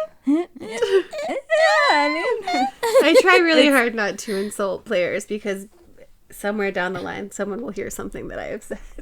Look, yeah, well, I have just kind of accepted that. The difference is that a lot of the takes you see on the hellscape that is Twitter is that people criticize players as a person and not on the ice, and that's what I don't like because I'm sure they're fine people off the ice. I don't know. I've never. Well, I have met Calvin at the convention, but I don't know him personally, so I'm sure he's a great person. But I have a problem with him on the ice. But people can't seem to separate those two. Right. Well, you see it across. I mean, okay. So this actually comes full circle back to Tom Wilson. He's that's what we were talking about. We still haven't even gone to that. He is an amazing human off the ice. Tom Wilson? Yes, he's so a good what switch dude. does he flip once he steps on the ice? Cause I don't know. I don't know. Some of these players have that, and some players are really kind on the ice, and they get off the ice, and I'm like, no. I feel like that would be more of the norm. It's like they seem nice on the ice, and then they're just get off, and that's actually pretty rare in hockey. Like most guys are pretty like. I mean, I don't want to say good dudes because some of them are just like not the best, but they are. I don't want to go back to talking about Columbus, but you know, right? No, don't worry. I have stories. Seth Jones. Oh. Okay. Is he bad? So Seth. Okay. Well, to a point. Yeah. He. Don't go into his Twitter likes. Oh no! Just a pro tip: better. Don't go into his Twitter likes. Is he a Trumper? We don't talk about politics on this. Right. Okay. All right. I'm sorry, I ruined all the fun on that. No, you're great. You're good. I don't want to go there. Keep it up. No, we don't need to go there. We'll talk after. Yeah, we'll talk after. But like on the ice though, like Tom also, he's actually, I hate it when people are like, he's the worst player ever. I don't know why he still plays. Yeah. Okay. Let's be real honest here. He is one of the most consistent players in the NHL. He's consistent in the way he plays. There's no when you play against Tom Wilson, you know he's going to set up a play, he's going to score, he's going to hit you hard. Now the only problem is he's also consistent in not being able to control his emotions. Yep. You can be upset at him for being erratic, but don't take it out on the fact that he's actually a good oh, he's a good player, and it hurts sometimes. That's the most frustrating yeah. part of it, though. It's like he doesn't have to have this Like, goonery to his Yeah. game because he's a very good hockey player. Yeah. Same thing with And it like sucks. Cody McLeod of the Iowa Wild. He's a good player. He crosses that line always, usually against the Chicago Wolves. Which I'm sure that's fine. Yeah, keep it up. Keep it up. It's fine. right. Just don't hurt anybody too bad. But it's sad to see that, right? Like a Yeah. really good player. And the thing is then people will say, well, any GM would want him. Yeah, any GM would want him because he's good. The problem is he's not getting disciplined. And Right. the team is not getting disciplined for what he does. I think things would go differently in the league if a repeat offender, then also the coach gets fined or the GM gets fined or the team as a whole gets fined. And if you have to sit, I think sometimes they're afraid to make people sit because I've heard players tell me before off the record about their contracts and that they have incentives for playing so many games. And I think the bonuses and whatnot. yeah, and I think when you have a player who's running player safety, I wonder if that's in the back of their head. That's why you we shouldn't don't have a wanna- player running players. Right. I strongly believe that you need to have unbiased, someone who hasn't been in the situation, someone who understands that, like, if he had just dropped Panarin, whatever. Well, the other part where he was under, what's his name? Buchnevich? I don't know how to say it. Thank you. Yeah. Thank you. But like he That's the one. brought his stick up in the guy's neck, and then he brought him down and punched him. That right there should be at least a 25K suspension. 5K is nothing, absolutely nothing to a player in the Pocket change. NHL. 5K to someone who makes AHL only money, especially this season, is like because they're making what, like 52% of their paycheck, or they took a 52% I don't know pay. exactly, but I know not it's much. stupid, yeah. That's And why so- Leafs players are giving back to Marlies. Like they've pooled money to give to the Marlies players. That's ridiculous. Yeah, Yeah, and because that they're not shouldn't- making much. That's a whole. Like, it's a nice gesture, but they shouldn't. They shouldn't have to. have to, exactly. Right. And it just, the NHL needed those teams to play this year, obviously. So maybe the NHL should have fronted a bit more money on that. Because I don't think there's truly a team that's hurting that bad. that In they the couldn't- NHL. Yeah, that couldn't Yeah. support at least the other part of the player's paycheck. I'm not saying that they have to pay like operating fees and stuff like that. Right. but Right. just protect the players, and everyone went with really short rosters this year anyways, so I don't think it would have been a big difference. Yeah, I mean, didn't some NHL teams help with the operating costs for their AHL squads? Some of them did, yeah. I feel like the Hawks did. Well, I think the Hawks usually help with a lot of stuff, and now Now they going own them. forward, Well, yeah. I don't know if it's official that they own them yet, but they're going to if Yeah. it's not. Which, So- thank God for that. That can Well, because only they need the upgrades, and they need. Yeah, they do. So, okay, so will the city of Rockford still own the BMO, or? Yes. Okay. Yeah, the Hawks aren't going to own the BMO. They're not going to own it. They're They'll own just the going to update it. Yeah. Or upgrade it. Yeah, Okay. or like help with the upgrades. Yeah. Put the jumbo in the center of the ice. Have you been to the BMO? I haven't. No, the only places I've been are Toronto and Syracuse, and obviously Cleveland. Which every time I go to other teams, I'm like, even in the NHL, I'm like, it's not as nice as Cleveland. Dude, Chicago sucks. Like the Wolves. I thought you were going to say Is the it? United No, Center. the United Center's great. I'm talking about the Wolves. Fucking But they have State. fire. It's like Okay. an old high school. What? They have a Oh. wooden ceiling. and I they can't do wait to go fireworks. Yeah. I can't wait to go next year now. It's so bad. The worst arena. Oh, dude. Like it's not a circular concourse. There's like fucking corners and turns and it's shit. so dumb. It feels like an that's- old high school. That's so it's not minor good. league hockey. yeah, I hate it. The BMO You is should- like an actual arena. Yeah. They just Oh, you should go to severely need upgrades. Syracuse. Syracuse So That's Syracuse. in New York, isn't it? Is it rough? Yeah, it's Uh-oh. fun. So it's where Slapshot. It's where Slapshot was filmed. First of all. Oh, really? So when I went there for playoffs, I was like, hockey history. Like I stayed in there until they kicked me out because I was like, I'm gonna soaking it in. That's awesome. But there's like a stage. There's a stage. A stage? Behind one of the seatings because it's had so many names, but like the War Memorial Center, and I think it's where like back in the day they had actual like events and stuff. I don't really know too much about the history, but so it's basically like a U shape, like a horseshoe, and then there's seating behind the one. I like it. I mean, it's fun.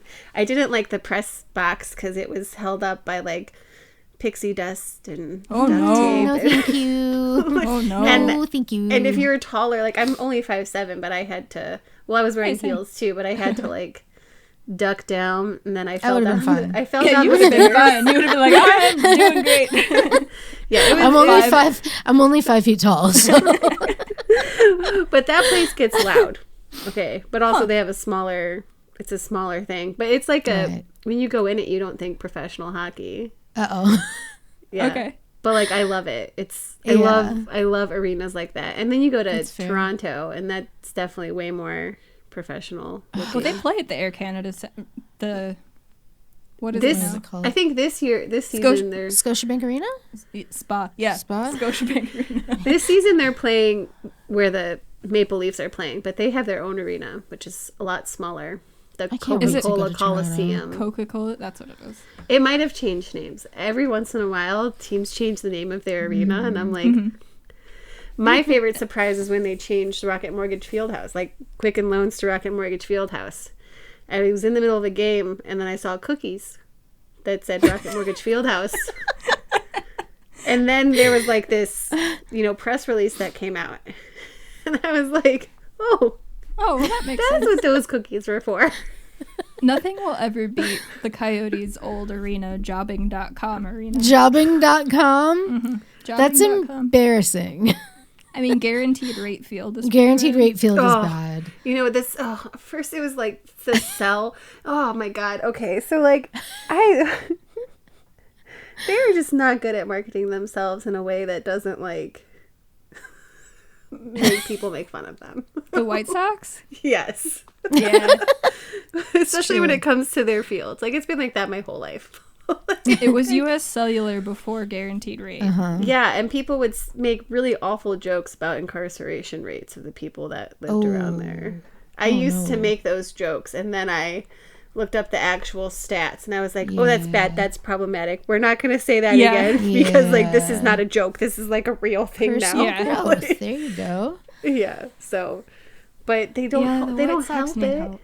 They do. And of course they hired Tony LaRue, so that's a whole, no, I can't. This is a hockey podcast. I don't know a whole lot about baseball. I'm going to put out my hot takeiest of hot takes and say that the White Sox have a better field arena thing. Than Wrigley? Than Wrigley, yeah. There's less obstructions, that's for sure. It's beautiful. When you leave and you have that whole view of the city. Yes, it's very, very pretty. Yeah. But Wrigley, there's so much history. Fuck the history. I don't care. It could be historic all at once. It's it in the middle of a fucking city block. It is. You have to park in these back-ass alleys. That was so sketchy. They tell you to park like 2 centimeters away from the fence wall so you can't open your door. So you have to climb out. That's why you take the red line there. That's like even if you're out of town, park somewhere else. Take the train in. But then you have to wait and you have to get on the crowded ass red line after. Yeah, you do, but there's fun games you can play. Like, is that guy gonna fall onto the L tracks because he's too drunk? You got a point. I don't know. After living in Chicago, it has no. I think that's why I'm not affected. Is because I never lived in Chicago. So and my grandma was such a diehard Cubs fan. Yeah. And like I got to watch the Cubs win the World Series with her. That was awesome. It was so hard for me. I bet. I'll explain why. You finish your story and I'll No. I was just going to say I got to watch the Cubs win the World Series with my grandma, who was a diehard her whole life, and she finally got that like gratification, and then she died a couple months later. But oh, I love that story. yeah, so I have like a really strong emotional connection to the Cubs, so maybe that's why I'm like, White Sox. Yeah. But Guaranteed rate is better than Wrigley. I'm not talking about the teams. I'm I talking about where they know. Yeah. Wrigley is, I will say Wrigley is pretty magical in I mean, I grew up liking, okay, I'm going to out myself here. Okay, I actually started out as a White Sox fan. Please Okay. do not strike me with lightning, Lord. I started out as a White Sox fan. Well, because in the western suburbs, when you live closer to the city, it's like split. It's split between the Cubs and the White Sox, and I love the White Sox because of Robin Ventura. I had a crush on him. I asked Bo Jackson to be the best man at our wedding when I was like 7. So if that's yeah, right.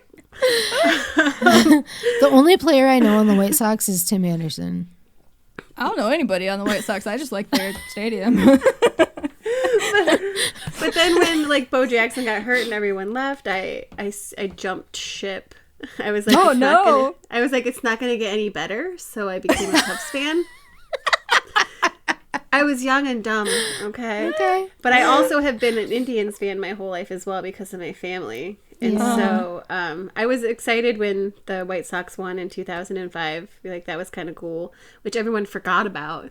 Like when the 2016 World Series came around, they're like, "Oh yeah, this will be Chicago's chance at finally winning the World Series." Nobody remembers that the Sox Everybody won. excludes the Sox. They're like, "You're not a Chicago team," even though they're the Chicago White Sox. Right. But so like, I mean, I love the Indians and I love the Cubs with all my heart, and I broke out in hives before they started playing each other because I realized that when the Indians were beating Toronto, I was like, oh my God, they're going to play each other. I had to take Xanax. Like, yeah, it was awful. Everyone's like, you should be happy your two teams are playing each other. I'm like, they're my children.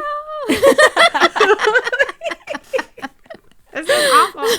Oh, that must have been so conflicting. It really was. And it was my first year covering the Monsters. So I would go from the Monsters games, and they would have the big Jumbotron outside of the stadium. Because for people who haven't been to Cleveland, it's the one sea city we haven't been to. Yeah, you guys should come because it's beautiful.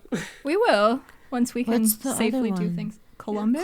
Jesus Christ. That one? Yeah, Cincinnati and Columbus are the two places. Fuck Cincinnati chili, by the way. That's disgusting. It is disgusting, yes. But in fuck Cincinnati and their in no general, 24-hour gas stations. What the fuck do you do if you need gas after like 10 p.m.? Like, I don't understand. You have to go to Kentucky. First go to Newport. Just cross the bridge. You know, they have 24 I don't know. We were just panicking because we were so low and we had to pee. And it just, it was rough. Yeah, no, it's rough. You're correct. But fuck Cincinnati. In Cleveland, it's the Rocket Mortgage Fieldhouse, and then there's a little concourse. Like, and I'm saying little, like it's not huge. Like, it's not huge at all. You could throw a rock and it would hit the Progressive Field. So there's this, so there's this open area it's a nice view. It's they would have the Jumbotron if the game was going on in there, or you could get tickets to watch it inside if the game was away. So I would be like in my like nice outfit and like my press credential and my computer's on my back, and I'm out there. I'm like slamming beers in the beer garden, like yelling things at the screen. Like, wake up and like, who is this lady? I love that for you. It's like that. That's how cool it is to be in Cleveland. But during that time, I was also slamming some extra beers because I was so confused. So confused. Yeah. I've never been more confused in my life. I would be like, yes, Cubs home run. And then I'd be like, oh my God, but that's like a home run against the Indians. Man, that last game must have really had you on one then. It did, because with the rain delay and then oh my God, I get in trouble for saying this, but I was so mad because I was up in Cleveland and I was like, that rain delay was nothing, and some people got mad at me because I called it a manufactured rain delay. But it changed the whole game Changed everything. Oh my gosh. Those things don't happen in hockey. Just So have the Indians not been like bullied enough to change their name yet? Oh, they're changing it. They said Are that. Yeah, they're trying to come up with new names. Gotcha. Okay. Well, we'll just leave that there because we can't really say anything. Well, but, so the thing. Well, here's the thing though with the Blackhawks is the Blackhawks then decided to say we are stubborn enough that we're not going to change our name, so instead we're going to try and appreciate the culture. Uh-huh. And they That's got what rid they of the rid of the headdresses, and they donate did. money to like Native American programs and teaching people about those things as well. The Indians took the easy way out. I say, and I think that if in my high school, the Walsh Jesuit Warriors, I was the warrior, I was a so West I could Warrior. never. Warrior. But I was the mascot, so I could probably never run for any sort of office because that would come back and bite me in the butt. It's not your fault. Well, it was because I embraced it. I mean, I guess. I mean, but in the moment, like that was before you knew better. Yeah. Well, right, and I tried to educate myself on Exactly. the proper things to do. When my dad went to that school, they would have people from Seneca Valley because this land used to be Seneca, and so they would come down and they would talk to the students about the history and embracing the culture. And I think that's perfectly fine then. Like, Yeah, that's amazing. it's not cultural appropriation because you know what you're doing and you know what's important and what's not. But as time has gone on, they decided to not do that. And that's lazy. So you either take away the name or you teach people about the culture. And the Indians didn't want to teach people about the culture or donate to those things. So they took the easy way. I say the easy way out because it is the easy way. Instead of spreading the culture in a positive manner, you're choosing to just completely get rid of the name needed to change to begin with because like Indians in general Clearly. and the mascot too, but like there were ways The mascot's quite problematic. yes, Yeah. exactly, but there were ways they could have changed it to but I know it's really hard. it's a fine line for us to walk. Okay, as so the Blackhawks, but problem is, the Blackhawks can do all that stuff and like try to educate and donate an and all effort that. has been made. But as a fan, you have to want to learn. yes Also And that. I know Yes. like 80% Also of that. the fan base would rather come in isn't there gonna. with face paint and a headdress. Yes. Face paint that means one thing and the headdress that means that you're the leader. Well, guess what? That's not even true. Like, don't wear the Yeah. headdress. Yeah. It's extremely problematic. Hockey fans. It's Hockey Aren't fans dig their good. heels into things. They're so... Okay, I love hockey fans because they're so petty. You do. Okay. I don't. Well, what I mean is, like, I love them because they're so entertaining because they're so ridiculous. They're so petty. They're... it can be. Yeah, I had this post today on Instagram or something, and it was like someone told me not to start, and I wasn't planning on starting, but now I'm But going now that you to. told me, Yeah. Yeah, and that is hockey summed up, See, which can get I annoying. enjoy stirring the pot with hockey fans. she Oh definitely much no, does. don't do that. No, I love it. But it's so I love easy. it. She's great at All it. you have to do is hit them with a fact, and their minds, Their minds explode. explode. Yeah. People don't argue with me because I respond to all of their meanness with charity because I don't actually know if they're being mean or not. Right. They probably Oh, like I'm that very one nice dude. to people Yeah. too, but in a very passive aggressive way. Yeah, it's condescending, but it's great. It is Nice. because they deserve it. Because hockey fans suck. Yes. But See, my thing is with the Blackhawks and being a fan, it's like, what can I do? Because I'm not going to stop being a fan of this team. They're from my city. I love them. Mm-hmm. But like, what can I do as a fan to make it less problematic? You know, like I don't want to Right. contribute to something that's I oppressing think people. eventually or- they're going to end up changing. Oh, it's hockey. They probably won't. So as fans, we should be as a fan, you should be pushing more for like, why isn't there a Native American culture night then? Why aren't you celebrating the Native Americans? And While there should be, I could just see that going so wrong. Oh Right, yeah, it because could of go the wrong, but there's, like, 85% of people that would rather just dress up and and be like, yeah, we're doing this now. Woohoo. Well, and that'd be like no costumes, nothing. Yeah. Like when they say Native American Culture Night, it means like having teams there who are Native Americans, having highlighting all those things. Really highlighting it and really digging into it. But as fans, like you said, you have to want it. And if the fans don't want it, if the fans are unwilling to actually embrace the Native American culture, then you have to get rid of it, because it's not fair. Like, it's not right. I try not to insert myself into those type of arguments, because like, well, when I put on the jersey, it's right there. Yeah. I can't say much. Yeah. Right. Like, no, that is tough. If they did change, I'd be like, okay. Right. Like, we're It's doing not like this now. Like, let's just do it. Well, I was in sociology. I minored in sociology. And the day we talked, I didn't even look at the syllabus, mind you. I should have. The day we talked about cultural appropriation, I was wearing a Blackhawks hoodie, and I was wearing an Indians hat. Oh, no. And I was wearing the Welsh Jesuit Warriors pants, which had little warriors all over it. Oh, no. Like, you can't even script that. Yeah. And I was like, we're talking about what now? And I was like, can I go change and come back at another class period? I need to leave. Yeah, like, I need to not be here because I look awfully bad. I am the poster boy for John. Oh, no. Yeah. Oh, no. Yeah, like, I can't disagree with anybody when they say, like, change the logo. I'm Right. like, you got a point. Yeah, definitely. I can't argue, but I don't know. I mean, why don't they change it? I just wonder, like, why don't you just... Because they're being stubborn. It's white people. Yeah, it's white people. That's what it comes down to. It's white people. That's it. people. It's I'm just gonna the way And use it that. hockey goes. just has that. They really They're embrace the history of things. So, like, Yeah. our team has always been this. They're always going to be Right. this. That's Right. just how it is. It would be tough considering they are the original 6 team. Yes. Mm-hmm. But at the same time, like, I don't know.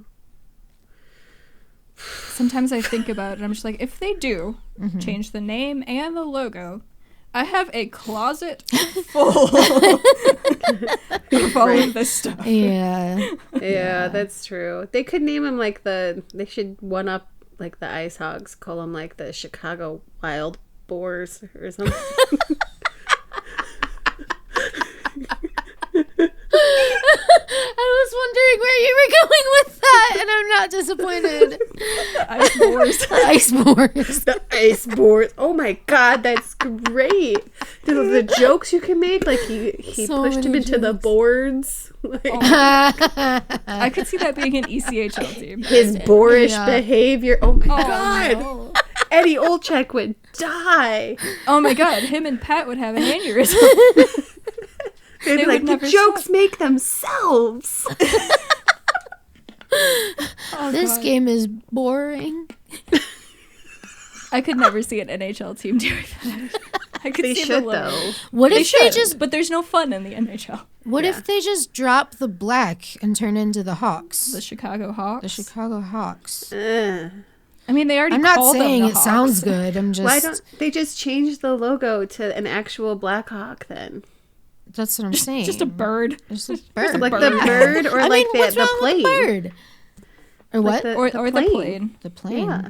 Or helicopter? Plane? Helicopter? Plane? This thing that flies in the air. Aviation? Aviation device? The Chicago Aviators. We had the Rockford Aviators, didn't we? I think so, yeah. They were the aviators before the screw people. Screw people. The rivets. Rivets.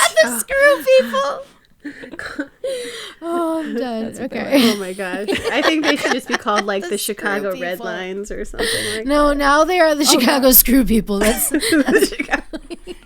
No, that's gotta be the IceHogs because we're Screw City. yeah.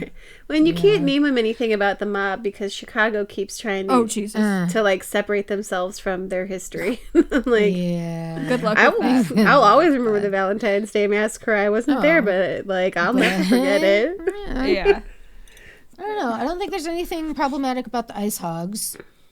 Just No, the way they interesting. play. Just Okay, you're wait. right though. got You're a right point there. though. And you know what though, I think it's great though for Cody Franson because people are seeing his value.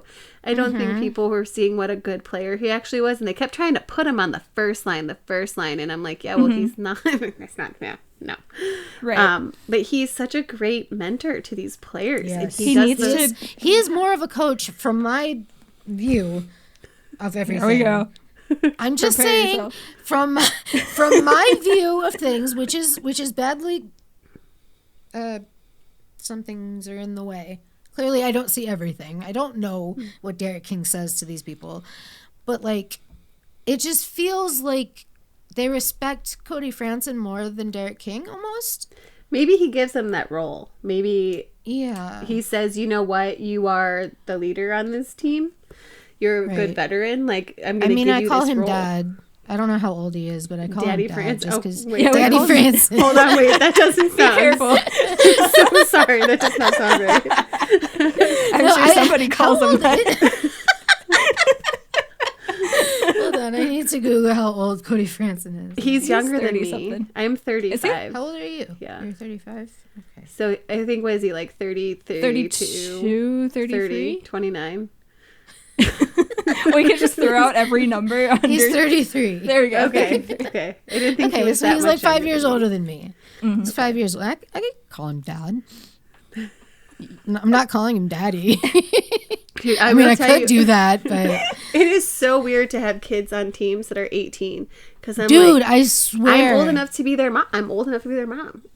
Yeah, My cousin is 17 and she was born when I was 18. So yeah, like, right. Uh huh. Yeah. I'm like, this is cool. I don't It is- feel old. Especially for the IceHogs this year, like the majority of the roster is younger than us. Young, yeah. Yeah. So we just call them our children. Even the Also older ones are Marbaki. our Yeah, children. yeah, they're Altamar Oh, Baki. dude. That's who, he's so Alta Barmakian? he's good. Yeah, he's low key. Like, he's gonna be. I tell people he's gonna be either the next Kaner or like Taze in the future. Not right now. They need to be able to mold him properly for that to happen. But he's got key parts of both of them, and I'm like, He's built like a freaking tank. That too. he is. He just Yeah. looks solid when you watch him play. You're like, he Yeah. could just run through something. Right, like you know how some players are more lanky. And Yeah. like, they don't. Oh they no. don't- He no, looks he like can he could fire just, through a brick wall. yeah. It's like, here we go. And Let's go. if people just look at the stat line for him this year, they're gonna be like, he's a friggin' bust. But And he's no, not, because he he's sets not. up. He's like the third assist. He is poke checking in the neutral zone, then getting off the ice. He's Yes. behind the net on the boards, battling for the puck, and then clearing it down, getting off the ice to let the playmaker come on. But when he's on the ice and he has the puck too, he's doing like these little circle-y things, and like he will just circle the whole entire offensive zone until he sees the play open. I love it. Tim? Tim does that way too much this year too. Yeah, but when he Timmy does Soderlund. it's not well executed as well No, as it could he be. thinks he's Patrick Kane, but Oh, that's so frustrating to see somebody think that they're a certain player. he but is in the they're not. shootout apparently. Well, But apparently. yeah, but Alta Barmakian, he's gonna be really good. I don't know if this is just an adjustment year since he just came over. Well, and also this season North is just America. fucking weird. It to is. begin that. with. I think people that. have to understand I'm so tired of NHL fans because they try to tell me how it is for the AHL. And I'm like, listen, I cover 6 teams this year. I get to hear a lot of things from a lot of people. Now, I don't write about it as much. I'm not tweeting about it as much because I'm tired. Okay. Right? Like, Right? but here's the thing. They're all these fans are upset because the AHL is not having playoffs. And AHL fans are like, good, we're glad. Right. Right? I don't want this. No. I'm so tired. And Plus, it's the like IceHogs your wouldn't team make is, it. yeah. They're like, well, we're playing them. And I'm like, okay, well, your team is not taking a bus from Rockford to Cleveland, Right. playing a game, and then getting back on the bus on the and bus, driving yeah. back. That's Right. 12. It's a 12-hour day before you even hit the game. Like Yeah. with the game in between, breaking it up. Right. These guys are exhausted. Like I was in that post game with Ben Simon, and for the Grand Rapids Griffins. And I said, how are you keeping the guys, focused on rest, And he goes, honestly, I wish we had time to rest. And like rough. Dominic Bach, when I was interviewing him with the Wolves, and I said, what's your biggest takeaway from this second 3-3 that you've had in 8 days? He didn't mention anything about the game. He said that we're all COVID free. These players, they care about the game. They love the game. But this season, like, if you're watching, if you're paying attention, if you're picking up on the social cues, they're tired. They're exhausted. Absolutely. They're done with the season, but they're not done because they do, they're competitive. Hockey players are competitive. Right. They still want to win. Right. They want to have something, or they want to destroy someone's ability to become number one. Yes, absolutely. And that's where I'm getting frustrated with NHL fans, because they don't understand what's going on in the AHL. They're not trying, and then they're looking at the prospects and going, wow, they're a total bust. And I'm like, that is the most frustrating thing in the world. I hate when Blackhawks fans try to tell me about our prospects. You don't watch. I know. I can tell you for a fact you have not watched an IceHogs game this year at all. And then they try to tell us that, like, we don't know about the NHL team. Well, that's not correct, because we have to watch the NHL team to know where the AHL player is going to slot in on the team correctly. So in any given season, a normal season, I'm watching over 300 games because I need to know where that player is going to fit. I'm so tired from watching the Hawks and the IceHogs, and now neither of them are playing for anything.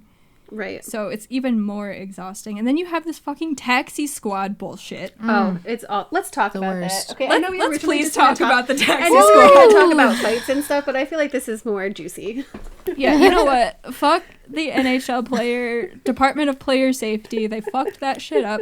Yes, Pavel Buchnevich should have been suspended for cross-checking Anthony Mantha in the face. He was suspended for 1 game. That does not negate the fact that Tom Wilson should have caught a suspension for 1, choking Buchnevich and then punching his face into the ice, and then slamming Panarin's head into the ice and continuing to ragdoll him afterwards. He should have been suspended. It's absolute garbage. Fuck this league. Let's talk about the AHL. Here we go. Yeah, let's do this. That was great. I love that. Sorry, I feel like I could run through a brick wall for you now. Fuck yeah. Yeah, let's go. Let's go to Barmaki and this shit up. Yes.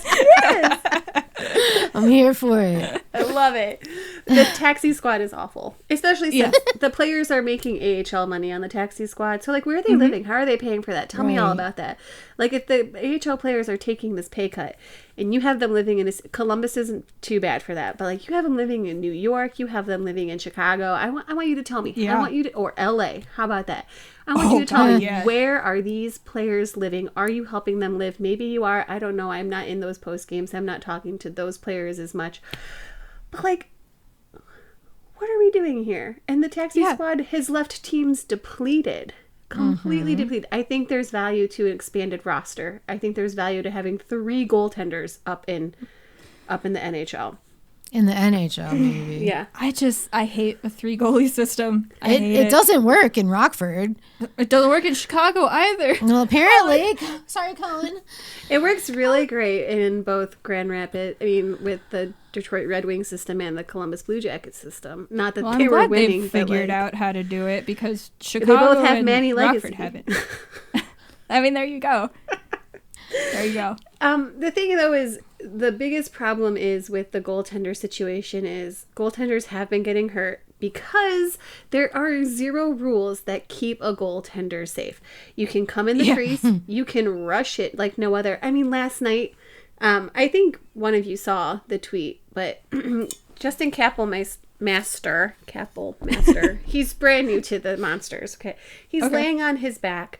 He's making, like, the like snow angels trying to stop Troy Loggins, and I think it might have been Riley Barber or one of them, Dominic Shine probably, from scoring because they're literally standing in the crease. And they're pushing the puck through. That's not safe. It's not right. The crease should be sacred. Yeah, then you had that Chicago game that you were covering the other day where their goaltender got run like 3 times by their own player. Oh, no. And then he ended up, they were running him because the Wild wouldn't, like, they were trying to stop the Wild from running him. He ends up getting hurt and having to leave. Did he really? Yes. He had to leave the game. Which goaltender was it? It was okay, wait. So Beck Warm came in. So it was Connor Ingram. Yes. It was Yes. Ingram. Yep. They've had 9 goalies this season, so I have to. It's really hard to remember. That's a lot. Yeah. God damn. Can we just talk about Beck Warm? Like, where the fuck did he come from? I was making fun of his name before the season started. I was like, you have a goaltender named Warm? Are you kidding me? I thought he was just this random free agent signing. He was just going to fill a spot. And here he is just fucking dominating my team. Like, who are you? I think that's what he was supposed to be. I think he was supposed to be a random free agent from the OHL. Yeah. Mm-hmm. I think he was supposed to be random. And then he got hot. Got called and that's not a up, pun. right? That's a... I think he didn't he end up signing a contract with someone? Isn't Yeah, there with like Carolina. a Cooley or With something Carolina. too? Yeah, they have Cooley. They have Warm and Cooley. Wasn't Like, it make up great? your fucking mind. No, it's the want warm beauty or of having cold? a dual affiliate, man. You get... I hate it. Just give me the Admirals back. I hate them too. Let me hate Yeah, they're two the teams. fucking light blue. That color of light blue. I do really like their jerseys that Me are black too. with the blue piping. Oh, the black and blue is Yeah. amazing. But that light blue gives me pain. Yeah, the light blue one is garbage. I like the light blue ones, but I also like that light blue color. It reminds me of, I don't know, it gives me comfort. It reminds me of something from the 80s. I don't know what it is. It looks like the sky. Oh, Does it remind you of the sky? Do you like looking at the sky? I do actually. Same. I live by a lake, so I'm often out there just staring off into oblivion. Yeah, hey, that's what you got to do if there's a lake nearby. Right? There it is. But like the taxi squad is stupid. And it's not stupid. I Yeah. understand for quarantine purposes, but it should not be done next season. But they also don't even quarantine anymore. No. Like, they went into the season, and I feel like they were saying that players called up from the AHL would have to quarantine before playing. That's what But I they thought don't. that was for. Did they like Right, change me the- too. Well, and the thing is too with the AHL as well. Like the NHL put out their rules for COVID. The AHL did not make it public. So people ask me questions and I'm like, I don't know. And even the players will be like, so can anyone slide me that under the table? And they're like, no. And I'm like, wow, they're really like keeping that The under IceHogs wraps. have done really good. I had Brant Hulsebus on here at the beginning of the season. He's their chiropractor, and he was talking about their protocols. They've got it down. Yeah. They do Well, tests, that's like, all why. the time. That's why our team is like the only team Knock on in wood, the division knock that hasn't had. Yeah. Yeah, but if you Hasn't notice had it, Had to COVID problems. postpone. Yeah. it all happens after they play Iowa. Yeah. There's something. What the I'm- fuck are I'm they not doing in saying- Iowa? I'm not saying it's Iowa. I'm saying something's happening in between Iowa and Grand Rapids and Chicago. Like something. You know what's in between all of those places? Indiana. Indiana. I mean- it seems more like Missouri, right? No.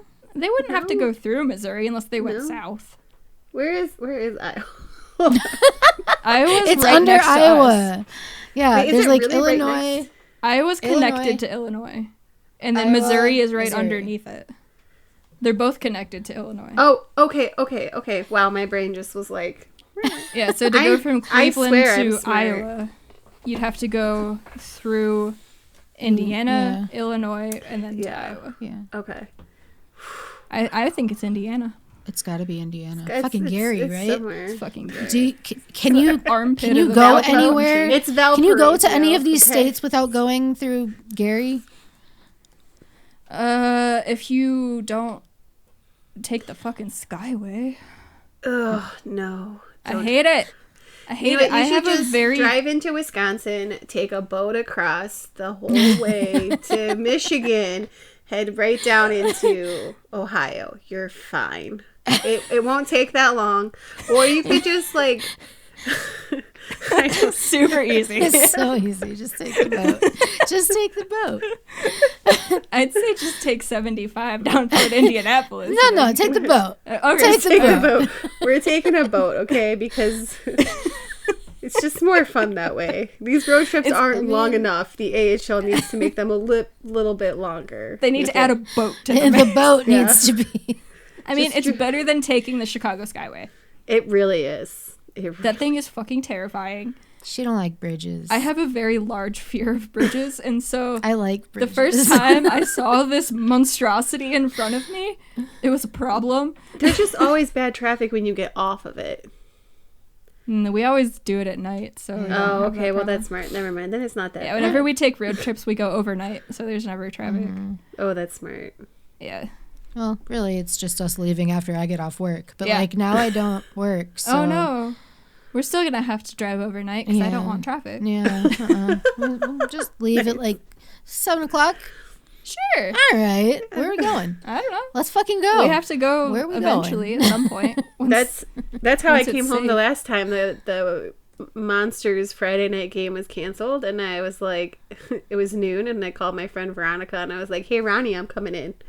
And she was, "What? You haven't been home for 8 years?" And I was like, "Let's fucking do it. I'm coming. Let's do it." fucking And I go. left like 4 hours later. I had a tent in my trunk because I was like, "Where am I staying? I don't know."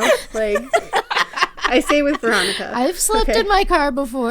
There you go. Yeah, I'm always prepared. Like when I go Did you to Toronto for those games, I always have a tent and a sleeping bag and all of that with me just in case. I have a lot of good campsites on the way back, just in I case. can't wait to go to Toronto. Dude, me either. We have to get our fucking passports. Yeah, we do. Well, But you because they're can't going use to them start right doing now, the so it real doesn't ID matter. thing. Fair. What? Fair. We can't use them right now anyway. Oh, no, Yeah. not right now. But like, aren't they going to start like actually doing that real ID thing to where your Yeah. passport is going to be the only thing? No, they're that's pushing. valid? They're pushing it back a little bit. Again, Are they? they've been pushing it back for like a decade. Yeah, Yeah. that's a whole It's other. fine. Yeah. But we'll have to get to Toronto eventually because we're going to every NHL arena. So, Ooh, nice. yeah, we've been to Detroit times 2 because we've been to both of them. Minnesota, St. Louis, Nashville, Chicago, obviously, Columbus, Long Island, Pittsburgh,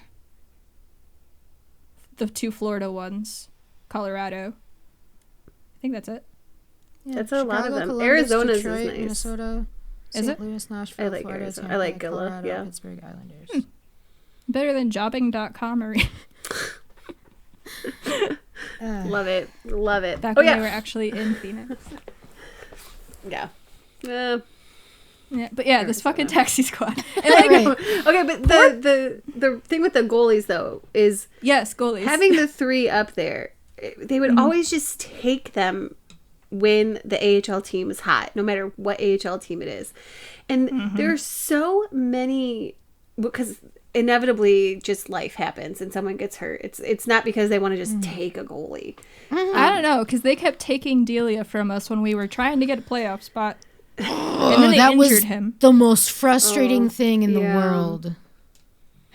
Anywho. No, it's a tough. Ugh.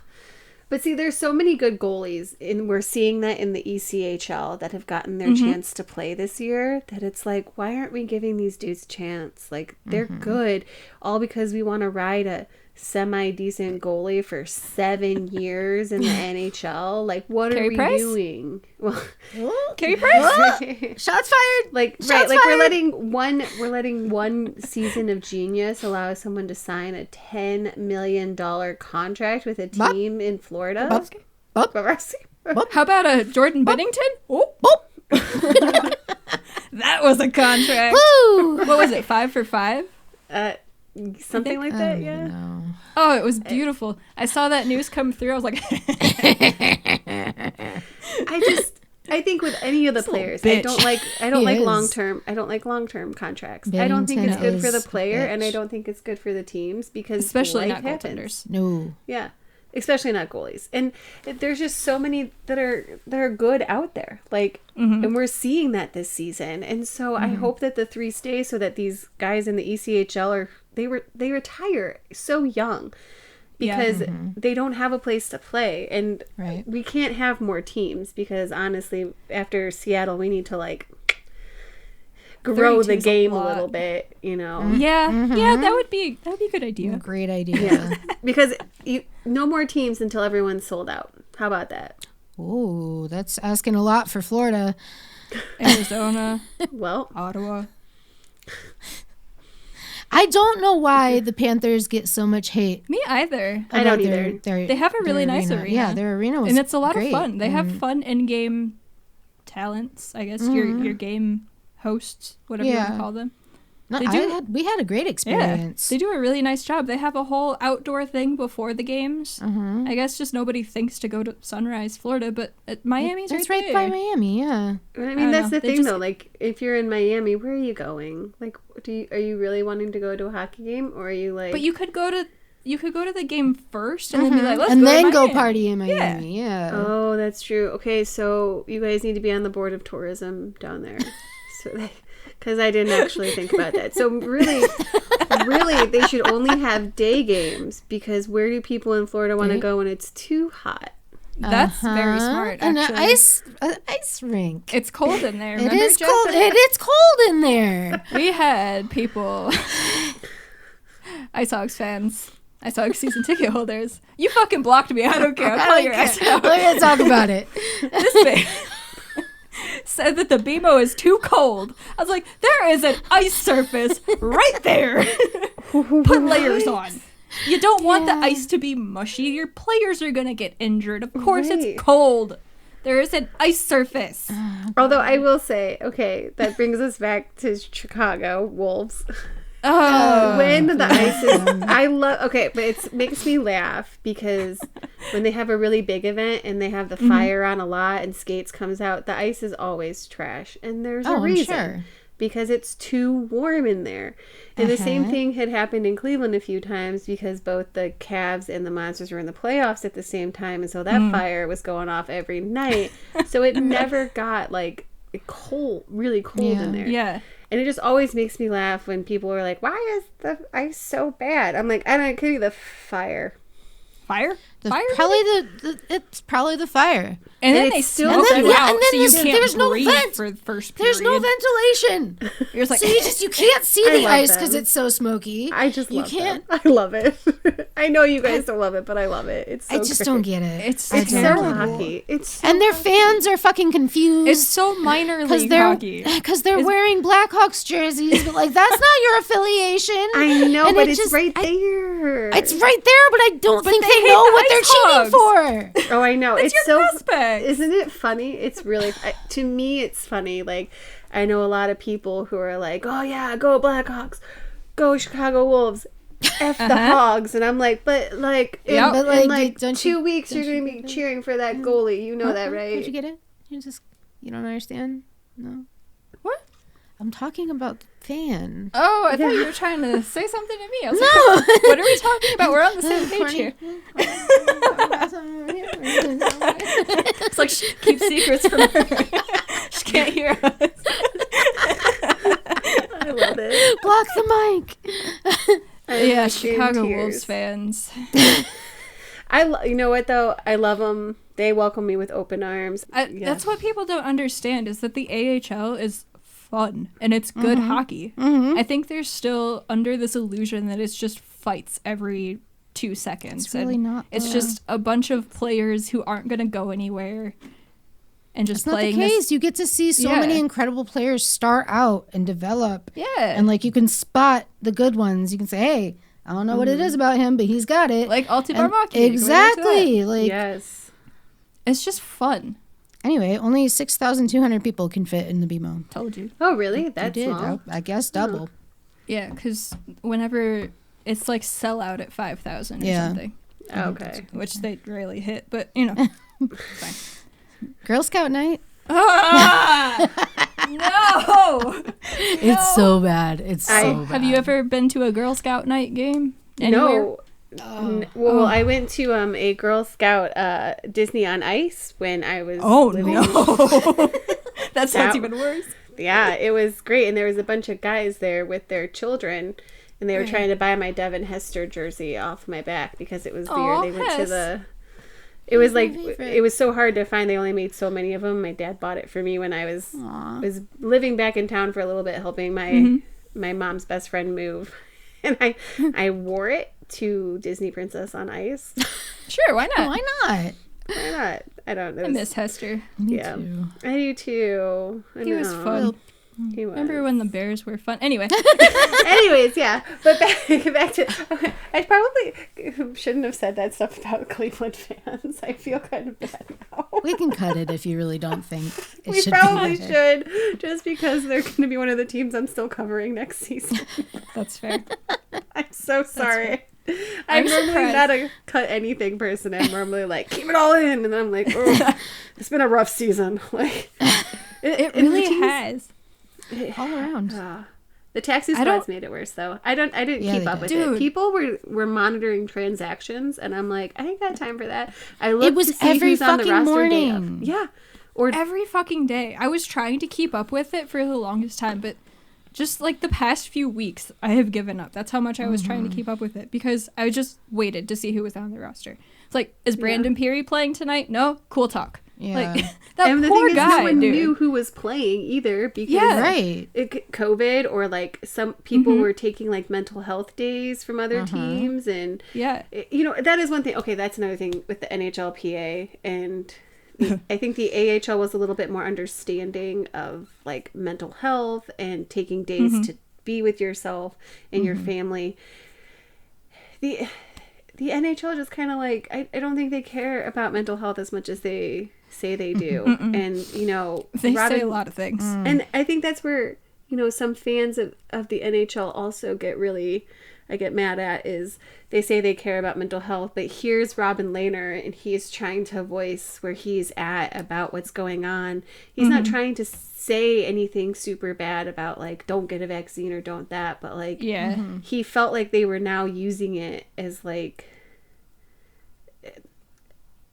trying like saying now like you can't have that because it's a competitive edge and they shouldn't have even thought of that. Like these players are all going through so much right now. Like there are people who can't see their families because they live in another country and typically people's families do come over and see them and it's just Oh, God. One of the saddest things was when Tampa won the cup and all the European guys didn't have their family there. Like, they were all just FaceTiming because they didn't have their family there. That's horrible. Especially for a guy like Vasilevsky, who Oh was my fucking God, amazing in the yeah. playoffs, and he can't have his family. That hurts. That was heartbreaking. That hurts. it was And now they're doing it for a whole season. Like, Ugh. right. And I don't think It's tough. people understand. I just they don't so there are treat things- NHL players like people. They're just Right. money-making machines. That's how Yes. the NHL looks at them. And I think for training camp, it shouldn't just be about the on the ice stuff.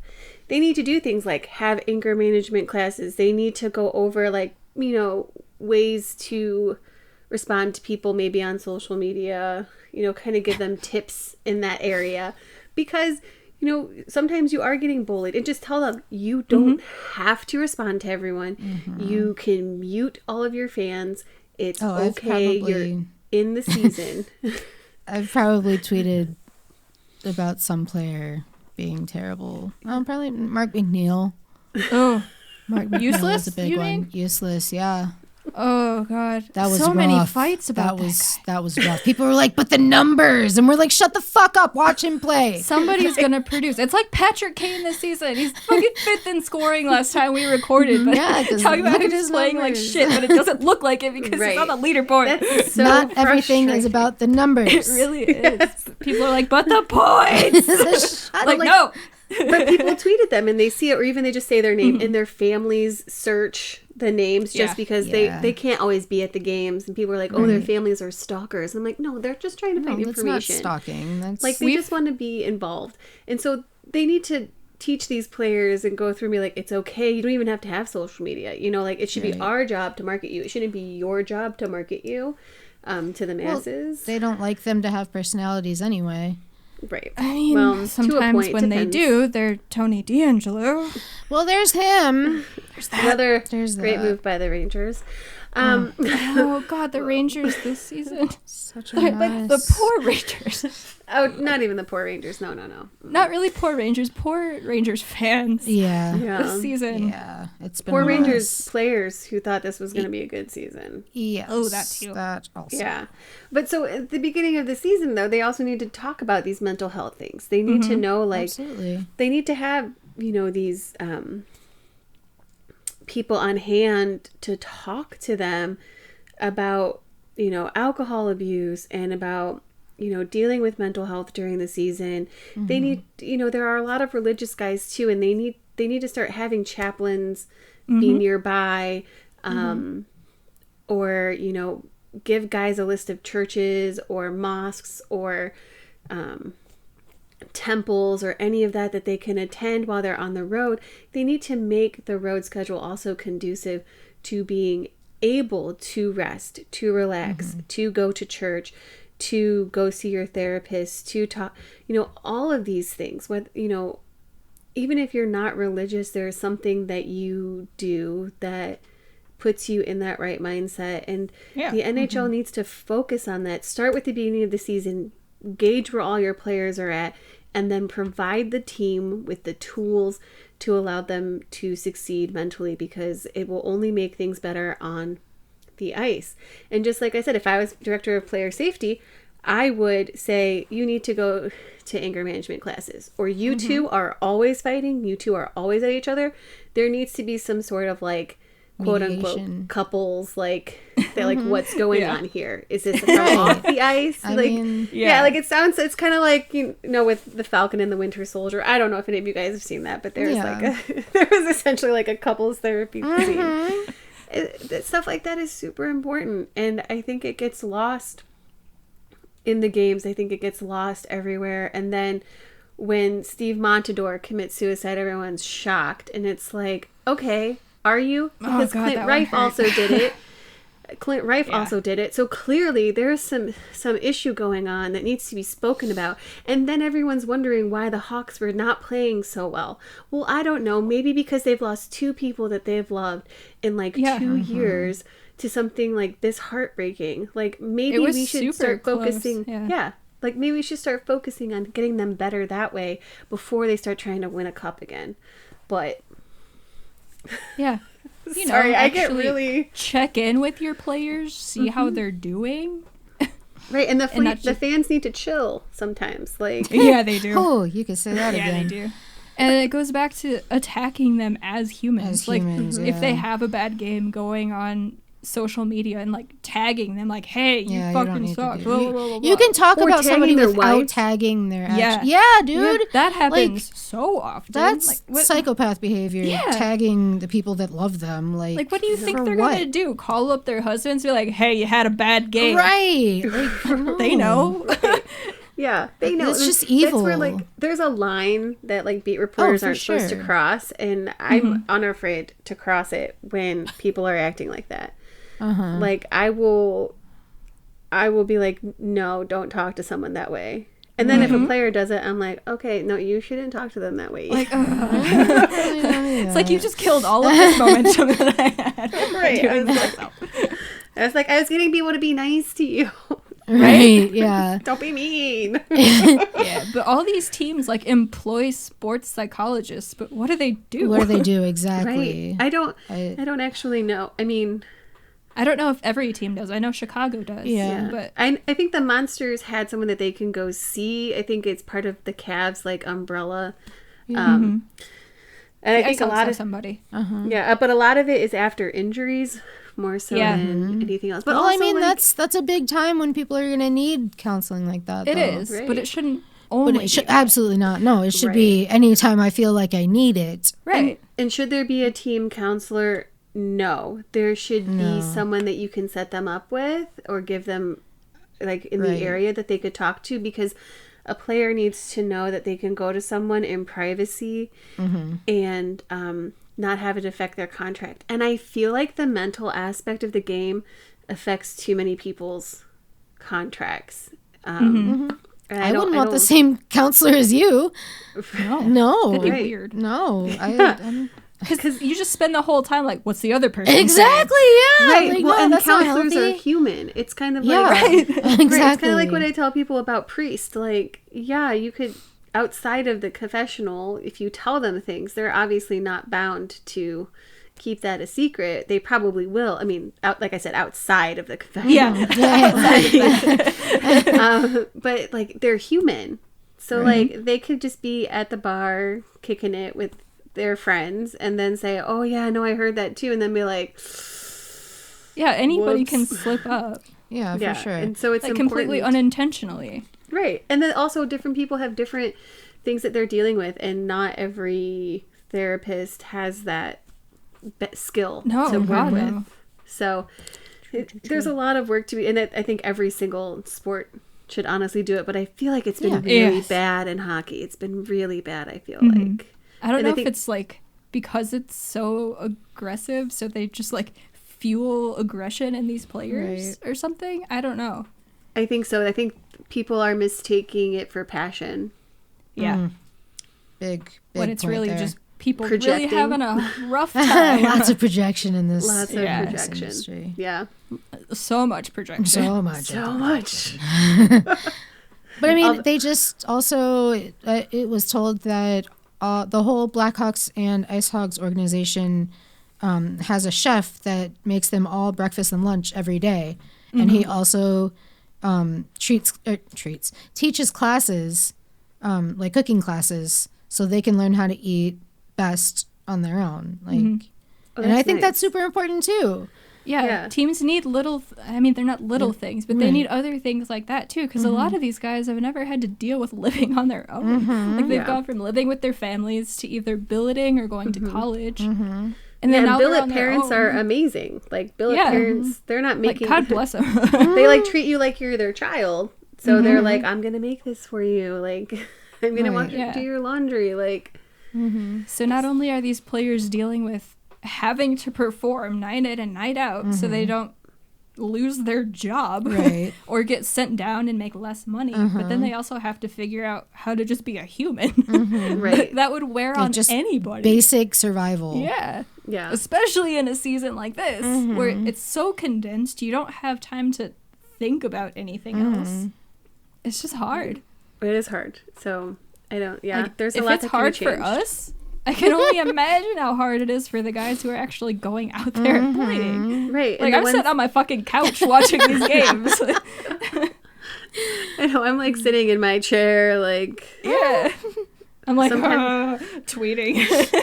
He needs to skate faster. It's funny because people think if I'm not tweeting, I'm not watching a game. And I'm like, no, if I'm not tweeting, I'm totally just in my bed and I don't want... I'm like, I'm curled up watching it on my phone.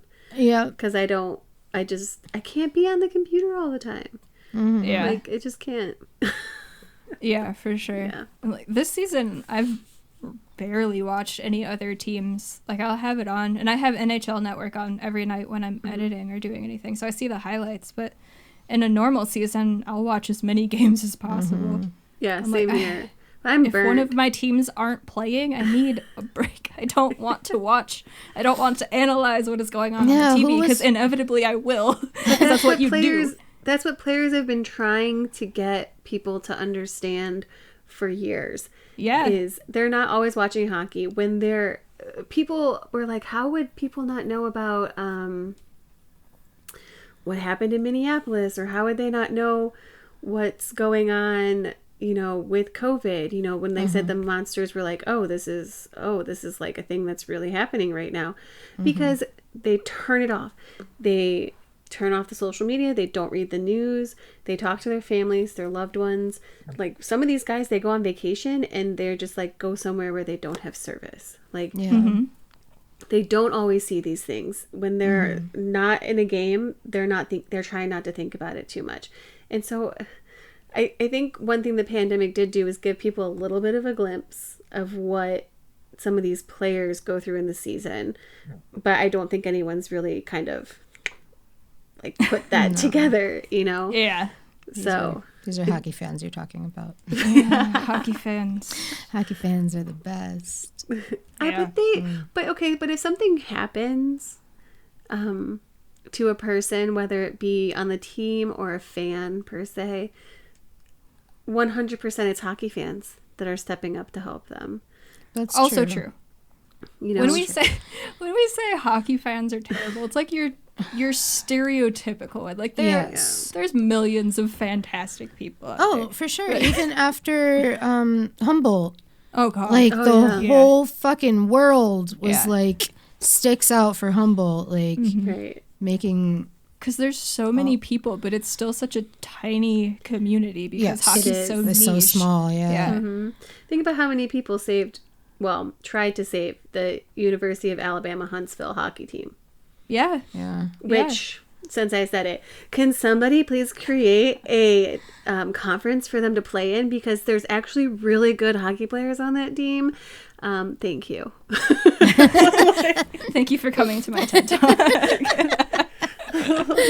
And there's so many teams that don't have conferences. They're just club team. Like, why can't we just elevate like 6 teams that really want to play across the South, especially because like Louisiana State, LSU used to have a really decent club team, but they could never get conference affiliated. So then if players aren't going to go there if they can't play. So if you want to grow the game, you have to start not at the youth level. You have to start at the college level, because Wasn't little that kids Illinois will State's problem too? I think so. Yeah. Yeah. They didn't have a conference to play in. Right. Yeah, they were in when I was living in Oregon, there was a lot of people in Corvallis who were trying to find a way to like make hockey a thing at the college, because there were people who could ice skate and they were traveling all over, and they were losing kids to Shaddix, and they were losing kids to Culver, down into California, Alaska even. They were losing them, and they're like, if all of these kids are leaving, if they're leaving Portland, if they're leaving the area around Oregon, University of Oregon, if they're leaving Corvallis, there's obviously hockey here. So why can't we get a program going? And it's just so surprising. hard. Because they have the Winterhawks up there, so you'd think they'd have more. But it's so hard to even get into a conference, as we're seeing. Yeah. So, and the Big Ten could take them on, because they don't have exactly 10 teams anyways. So that doesn't make sense to me. Just how do you call them the Big Ten when there's not 10 teams? I think people just call them the big now. They should just call them the big now, because the big. It's like that EA Sports. Big. Oh God, EA Sports. They need to fix their fucking game. Dude, oh my God. It's terrible. Oh my goodness, it's 1:25 here. Oh shit! I forgot you're an hour. We've been recording for 2.5 hours. It's a good You try to keep these conversation. episodes under an hour and a half. You know, okay, I you said can that do- this week. Didn't Yeah, I? but like with a You can do 2 guest, that parts. adds another hour and a half, right? You're right. Yeah. Yeah. Right. Yeah, see? Yeah, or at And it least was another good 45 minutes. conversation. We all found Yeah, we well, found a way sure. to connect it all. That is true. Have we hit all of our points? Probably not. Probably.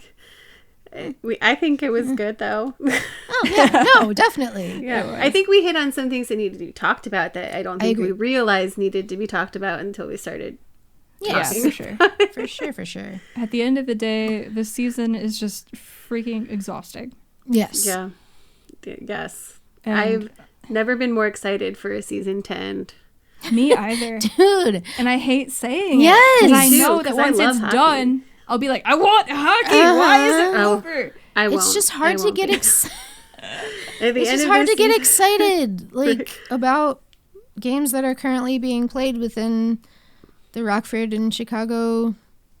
Yeah, and like organization, we like- feel so disconnected from the IceHogs at least. Mm-hmm. And there's so many different factors for that. Right. It's like going back to the taxi squad. You never know who's going to be playing. And then not being able to go to games, so you can't see them. Right. And they don't market their players or Ever. anything, really. But Right. And it makes it hard, like you said, this year, because there's so few people working for that team.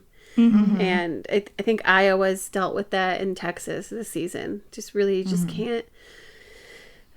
They can't do the amount of work that they want to do or can do. So they have to prioritize, and there's no right way. I mean, like, you can see the disability aspect of the games have taken a hit as well. Like, things don't have captions.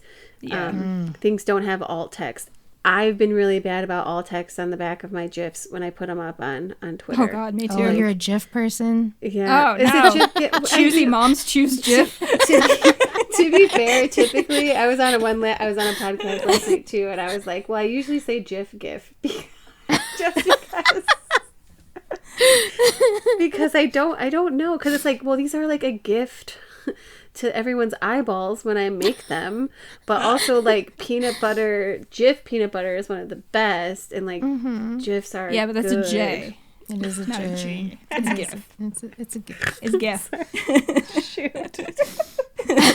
I'm sorry, I didn't mean to call you out. No, I love it. It's fine. It's just, but I can't help but to say Choosy Bombs choose Jif. Yeah. I love it. But those things have taken a hit this year because there's not the time, sure. and those things take time.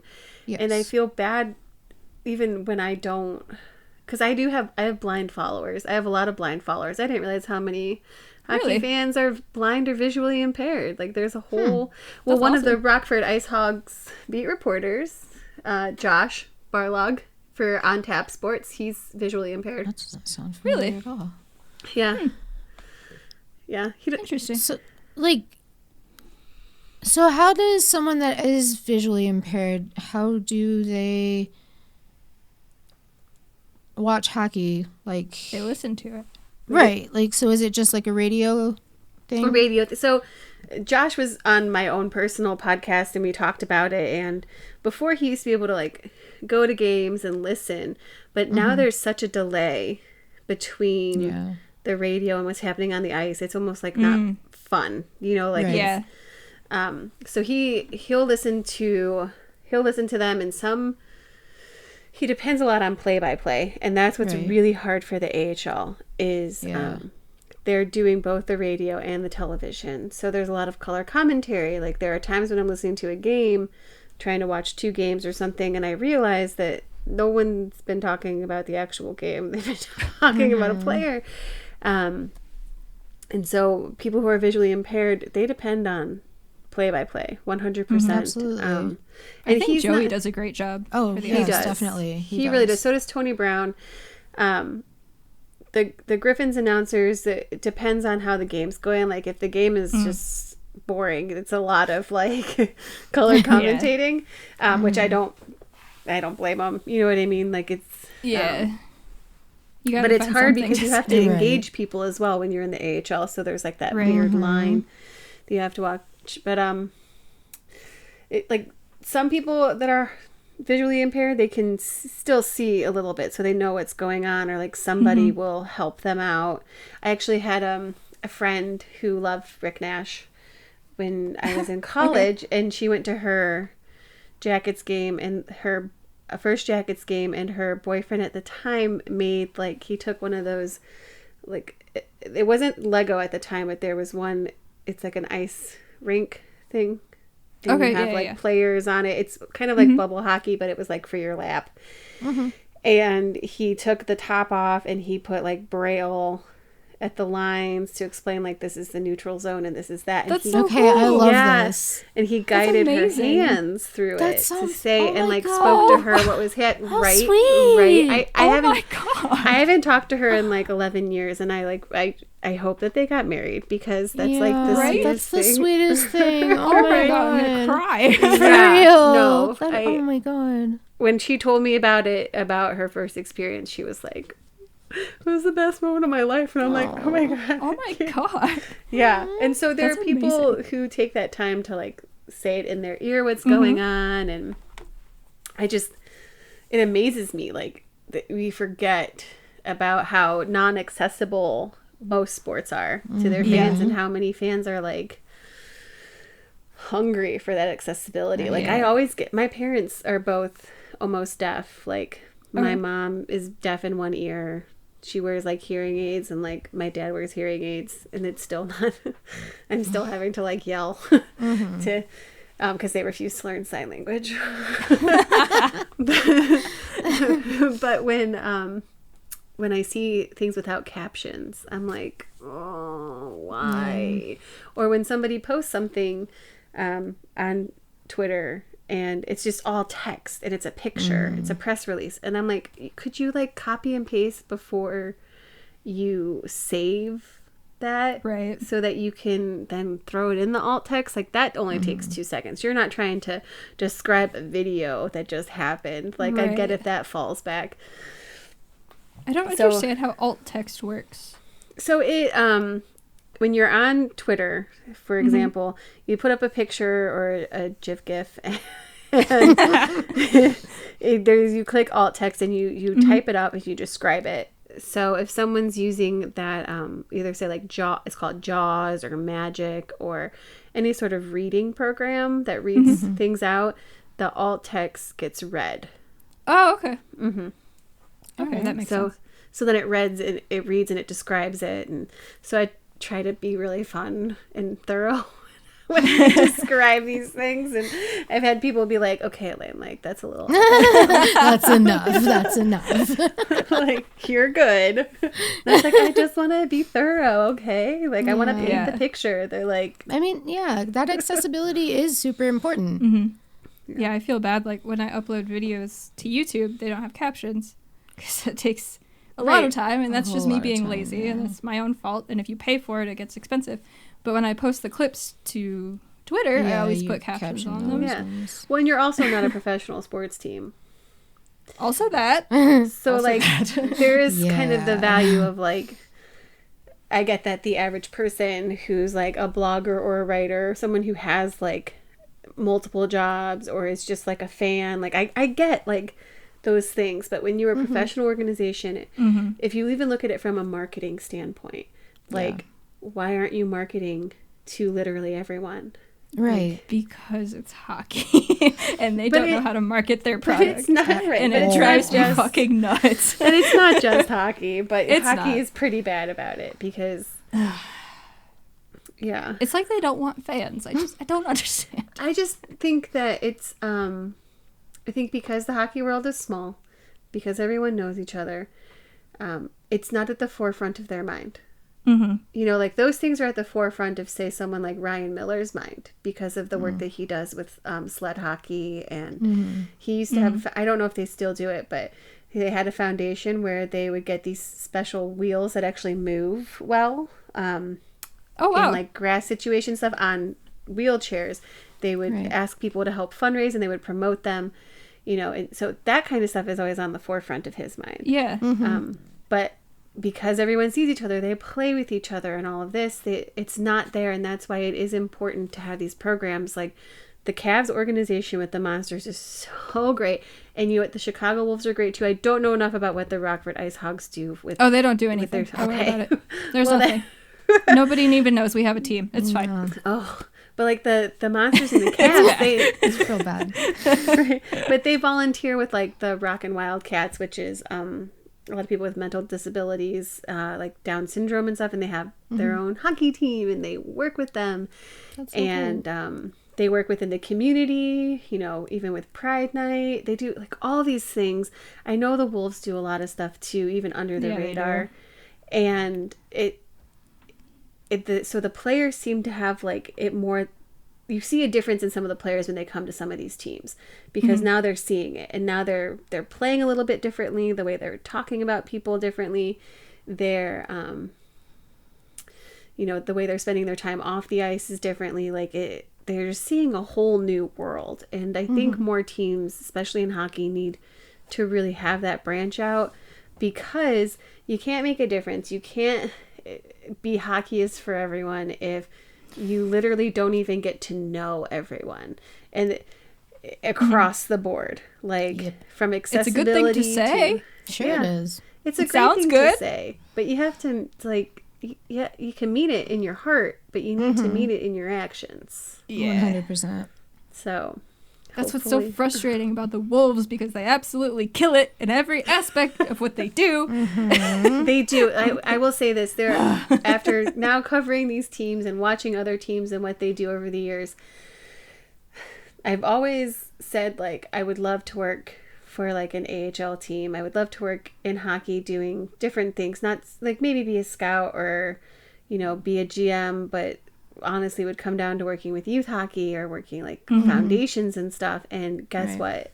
The Grand Rapids Griffins and the Chicago Wolves, those are the dream teams for me because what they do on and off the ice, and it's so grassrooty. Like I would maybe think about the Cleveland Monsters as a team, but like it's bigger, if that makes any sense. And so I just wish more teams were just like involved in their communities. So easy to do. Exactly. Mm-hmm. Like even just talking about it, like, oh, I have my gripes with what my team does, but the Wolves, I hate giving them so much credit. I hate it. But like I was messaging with the Wolves because there was that Black Girl Hockey Club has their scholarship. Yeah. And they were trying to get teams to retweet it because they were looking for applications for it. And so I was like, well, all right, I'm going to tag the Blackhawks and the IceHogs because they said try to get your favorite teams to retweet this. I was like, oh, easy. Let's do this.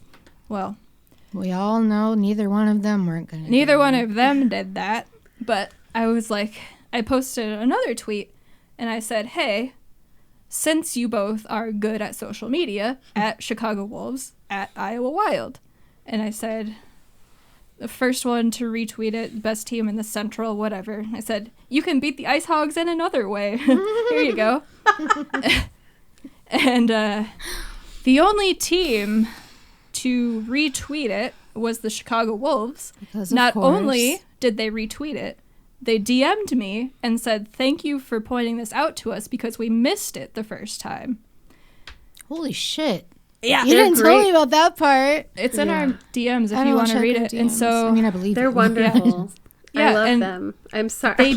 I know this is an IceHogs podcast, but I love them. No, but like I know, and I was gonna tweet out. Sorry, before that, I was gonna say first team to do it. I'm gonna buy a T-shirt, but they beat me to it. I still bought a T-shirt. You bought the Chicago Wolves T-shirt. They did. They were like, you want to wear it in one of the videos when the Wolves beat the IceHogs? I was like, let's take this slow, now. one thing at a time. And so this is why I like giving them shit on Twitter because they're fun to talk to. Yeah. And they're so mindful. They just do it right. I know. They're so mindful with their words and they're charitable and I just... Mm-hmm. And it drives me nuts because my team won't do it. Well, our team needs to not put it all on Joey. Yes. They need a new person for social media while he can be calling 1,000%. But they've never done it. Like, the Wolves were one of the first AHL teams to have a Pride Night. Mm-hmm. Mm-hmm. And the Hogs were talking about doing it. That's great. You can talk all the fuck you want. Do it. Like... But we've also been called dykes in the season ticket holder group. Oh my god, I would have. Oh my gosh. Okay, That did happen, didn't it? I'm like, congratulations, you figured it out. Right, like, yes. Thanks. Yes, hello, the gayness, it exudes. I don't know what you got me there. I am one of those people, like, my mom will be like, now Elaine. And I like embarrass my friends sometimes. But if something like that happens, this switch just, like, turns in my head and I'm like, the fuck you say? What you say? What? Look at me. Look at me. I want you to say it to my face. Say it to my face. And my friends are like, Elaine, you're not even gay. I'm like, I don't care. I don't care. I don't care. Right here. Right here. Say it. I love when people say it to me because I'm like, you really think like that's an insult? Right? Like I'm gonna be upset that you said that? See, I love how you guys laugh stuff off. And like, I will laugh stuff off to a point, but I'll be like, I will come in. You will sleep with one eye open because you will not know. If somebody says that to something else, absolutely, there will be no laughing. Yeah. No. I will come fine about myself. If you say that to me, I'm like, like, okay, that's fine. But like, good, I upset you somehow, right? Congrats. But like, you comment at somebody else like that. Yeah. Not cool. When they're going to get their feelings hurt, and we they're did going to also be upset get about threatened to get beat up. That's true. Oh, because we're know-it-all bitches. Yeah, that's what it is. We have a lot of fun in the IceHogs season ticket holder group on Facebook. Oh my god, we've been blocked by a lot. I just want to see the list of people that's blocked us. I just want to see it because it's long. I will say that's what I love about Cleveland fans is they're so inclusive. Like we have a lot of great ones. Yeah, there are plenty of great ones, but some of them they've blocked us. I can't handle I can't handle people that refuse to be kind. And I know, right? I just like my family is always funny when we go out to the bars and people do things and they'll be like, oh, this one's the fun one, she's the nice one, and then I'm the one that they have to worry about. Because it's always the nice ones. Yeah. And it always comes down to the words. Like, I know not to touch a person because you know what? Right. I watch Hockey Retaliation, gets you in trouble. I always say I won't start it, but I've watched enough hockey. I know how to fight. Right. Well, and I'll say things too that like make you, question yourself for the rest of your life. Probably. I love it. One person said, I don't remember what it was. We were out and this guy said something to my cousin, and I was like, bro, why is your one arm like longer than the other? And his arm wasn't, by the way, it wasn't, but the way his shirt was rolled up, like just a little bit, it looked like one was, but it definitely wasn't. And he still is in contact with us, and he all the time when he when he's out, he like, you can tell he like stretches and he tries to make sure they're like the same, and oh god. Yeah.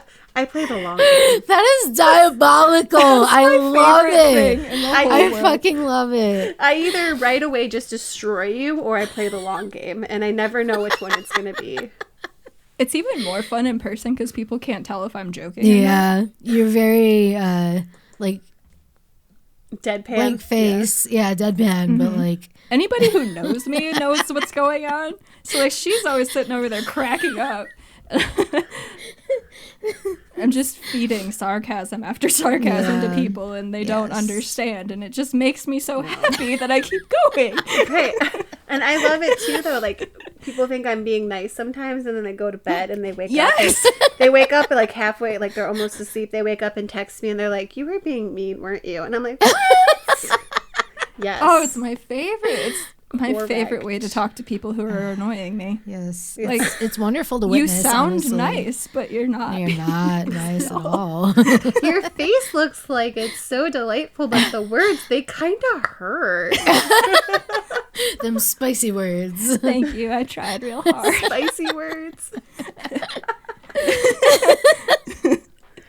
That's what this whole season has been, is spicy words. Oh, dude, fuck. This season is something else.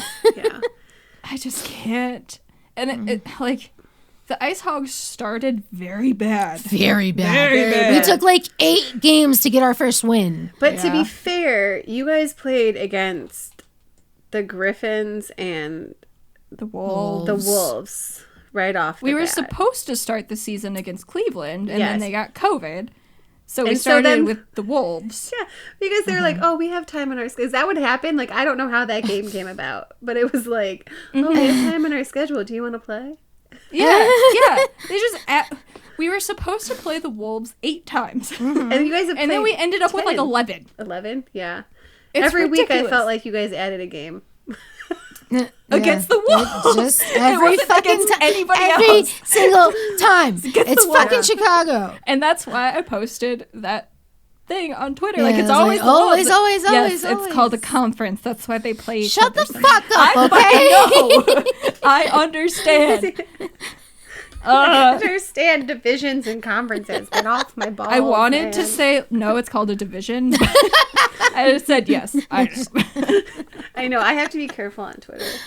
One of the players' friends was chirping me the other day. I was like, man, please bring this energy everywhere For with real. you. Your energy is It great. fuels me. Just because he has so much love for his goaltender friend who he used to play with. He has so much love. He has so much. He's like, yes, I love him. He's great. Like, and I tweeted out, I was like, oh, it looks like we found Brad Teason's, backup. And he's like, Justin doesn't back up for anyone.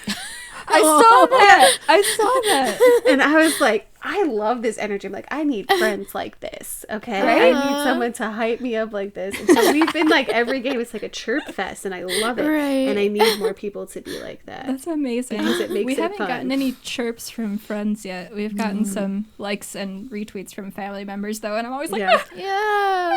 I Every love time. it They when I talk support bad their about a babies. player. Yeah. I love when I talk bad about a player and their sibling comes in and likes Oh, it. no. I'm like, just this fuels is, the sibling rivalry. Look what this person said about you. I'm like, this is poetic. Like, I'm going to come up in a family dinner fight one day. That is right.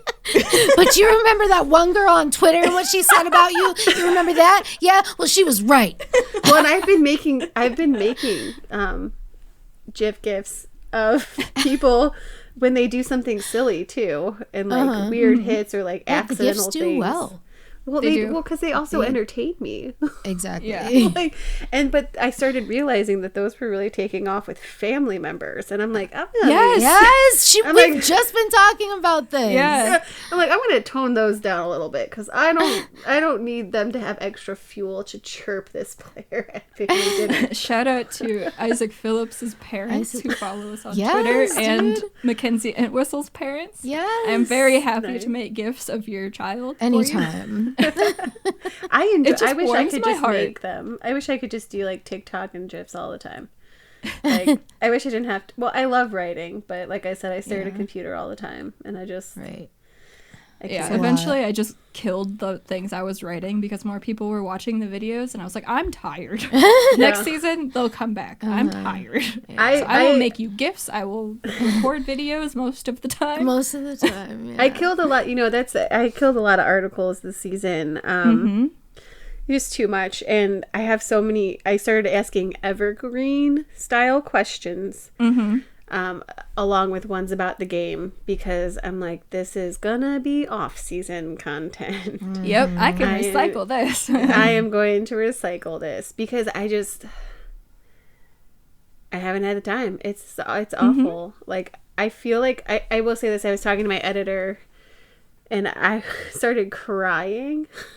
I started crying because I was like, I feel like I really betrayed Iowa and Texas because they're such great people and their teams are fun to watch and they deserve to have coverage. And there is a good guy from 100 Degrees of Hockey who covers Texas, but there's not a consistent person really that I've seen for the Wild. And I'm like, these teams deserve more than someone coming in a post game and then killing the article because they don't have time. They deserve someone who's there consistently. And I was like, I was telling him, I was like, I was so destroyed because they were so excited when, you know, like I reached out to all of them. And they were like so excited. And I'm like, ugh, I'm totally just like, I am shitting on the proverbial ice here.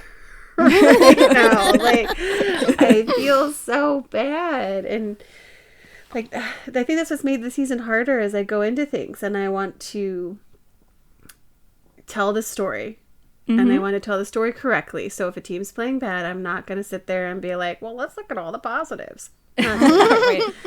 But I think that they deserve the play. They deserve for people to know they're out there. And I've felt bad because I'm like, how would I remember how I felt when I worked for the Akron Racers and no one would talk about them. And I would like beg people to come write about the team, or I would casually like reach out to the newspaper and be like, what's up? So like, got a game. Got 2 of them. You only need to be there for 1. I can give you all the notes about what could happen in this game. Yeah? Okay. If you just want to publish them.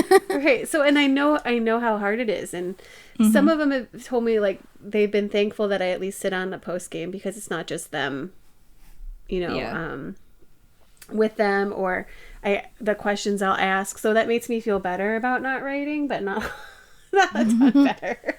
Yeah. Yeah. So. Yeah, you see that with the IceHogs too. There's not a whole lot of consistent coverage. Like, there's some, but Shout out to Mario.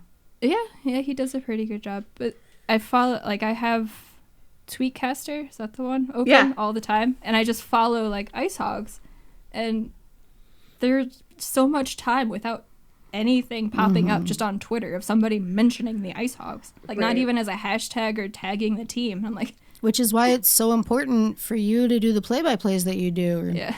Like, It's easy to tweet about the games, and I love writing the game recaps, but this season it's like, all right, well, the game's over. It's too much. Now I have to film the video for it, do all the edits for that, and by that time, like, I'm ready to go to bed. And then the next game, they're either playing again or the Blackhawks are playing, so I'm like, I don't have time. Yeah. Oh, I feel that in my soul. Yeah.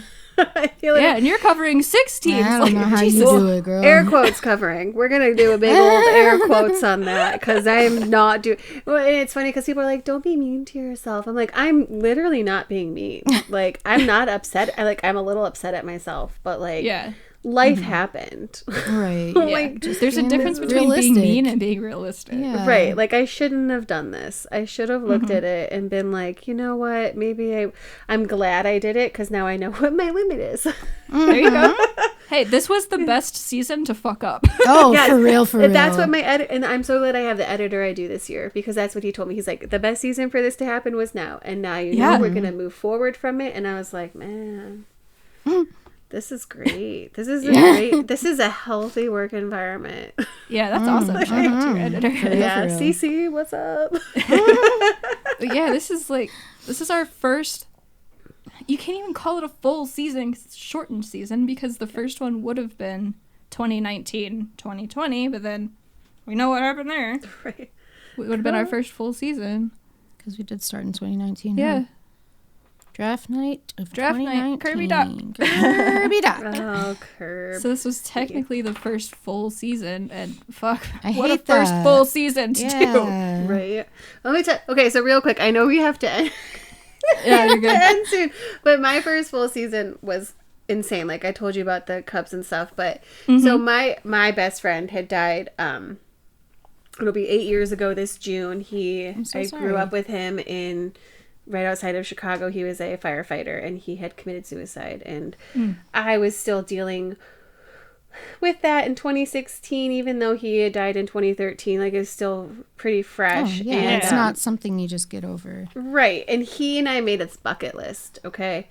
And on the bucket list was to pick John Madden's head about hockey. Just one night. One night. That's all we wanted. And I was, like, excited to cover the Monsters because I was like, yes, Jared Bednar, great coach. Oh, I God. love it. Wow. Right? Like, I'm Shout out loving it. Right? Like, I'm loving He's it. killing it now. And, you know, then he goes on to Colorado. And I was like, well, this is dumb. This is stupid. Like, I hope they get a good coach. I hope they get a good coach, you know. And then everyone in Chicago, like, his friends that knew about our bucket list and, like, some other, like, my mom, she's like, oh, my God, Elaine, are you okay? And I'm like, why would I not be okay? Like, what's going on? What happened? And then, You like, never like to get that message. Like, No. right. Why are and you asking?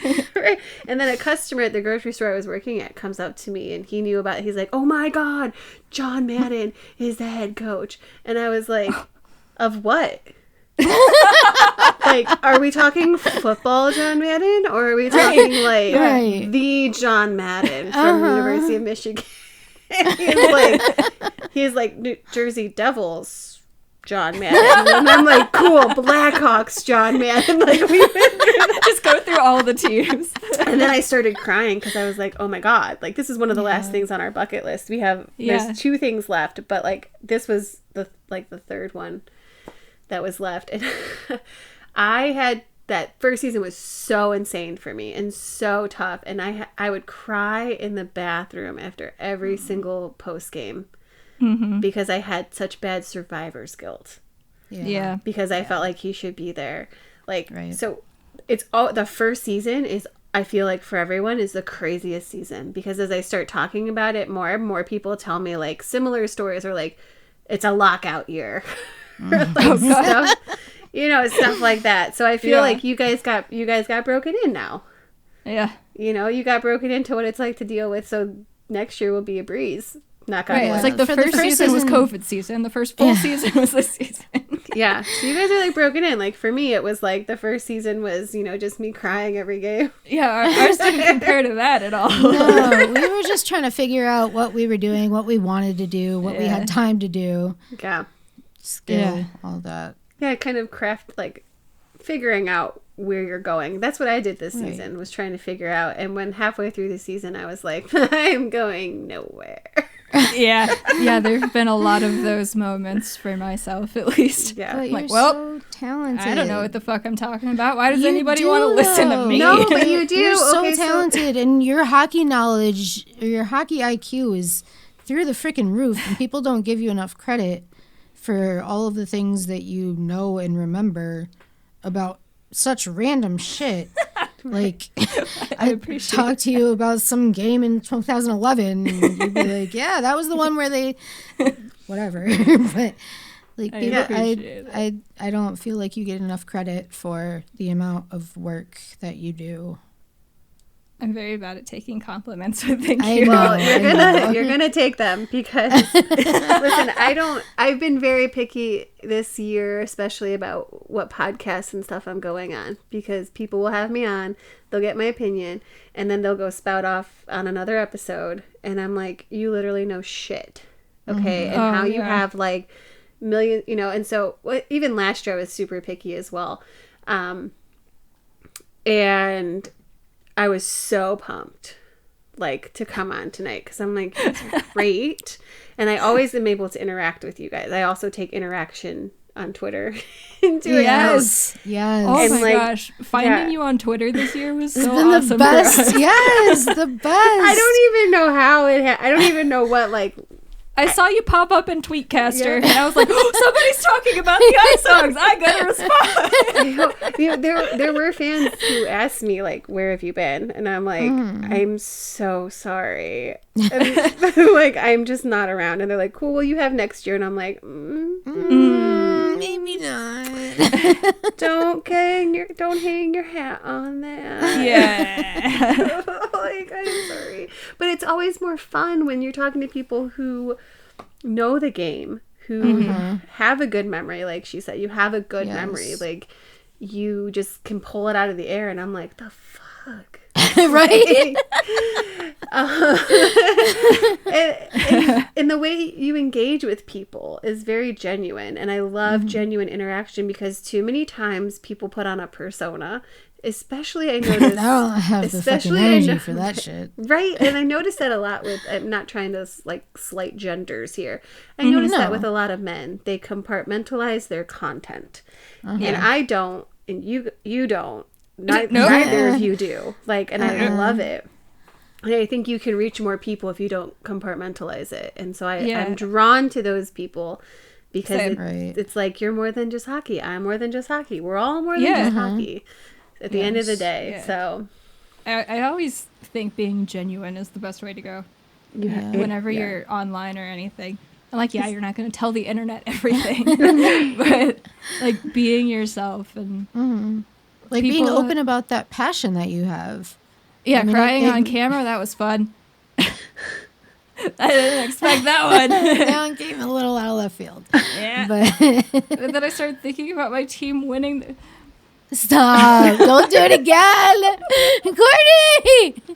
When you live through Stanley Cup and you know how it feels. I'm so glad I got into hockey in 2016. You should be. So I've just never known a winning season. Oh, okay. The 2013 one hit me the hardest, man, because that was the year, that was literally, they won it like 3 weeks after Bobby died. So I was like, I'm like in Columbus, that's where I was living. I had just returned home. I was in Chicago for the 3 overtime game. The next day, no one in Chicago was even like functional. Yeah. And I just remember, like, I was just like so happy, and I was in tears. Because for the 2010 one, what I did was I got really drunk. I had a dance party. I told my friend to cue up celebration music. My friend did not have Chelsea Dagger. I was not at hockey fans' house. So my friend Gretchen turned on Merry Christmas, Happy Holidays by NSYNC. And then we passed around a bottle of wine like it was a Stanley Cup, and we drank out of it like it was a Stanley Cup. And then we went down to go swing on the swings and blew bubbles. So, like, it was a more joyous goals, though. Like, there's no better way to celebrate a Stanley Cup. No. I started watching hockey right before the playoffs in 2010. Oh, good time. Good time to pick that I up. know, right? Like, you couldn't have picked a better time than that. But it's funny because I remembered that game being against Anaheim. It was just randomly on the TV down in my living room.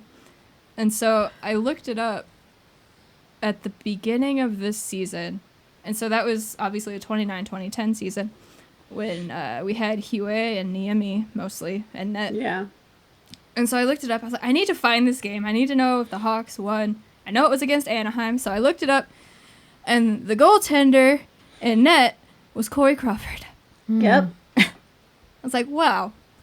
That just kicked off my next decade of fighting people to the death, trying to get them to realize he's an elite goaltender. And now you realize what you're fucking missing, don't you, Chicago fans? Yep. I remember entering like Chicago Blackhawks Twitter back then. And Oh, it's a shit show. It always has. right. My friend Kelly, he and I came up with this thing every time Crawford made a good save. We would be like, #Crawphoner. Oh my god. Like the best times ever back in the day when they were doing so well, because it was just like jokes and memes and like Because there was one no where pain and despair. Back in the day. well, before that though there was a lot of pain. There was, but we lot of didn't have pain. to see it because they didn't televise the games. Well, yeah, they didn't And, like, televise shit Nobody around here ever talked about the Blackhawks. because they couldn't watch fucking them. knew we couldn't see them. You I know, couldn't- but if you you're like, listen how do to you them root on for the a team you radio. can't- You're in the same state. You figure there'd be like some Chicago transplants out here, but I Right. never heard anything about them. And so I never watched hockey. Right. And so I finally saw that one game on TV. I was like, what is this? Right. I love this. What are goaltenders? They look like superhuman marshmallows. Yes. I love this sport. And then I spent the next, 11 years now doing Yeah. nothing but anything hockey related.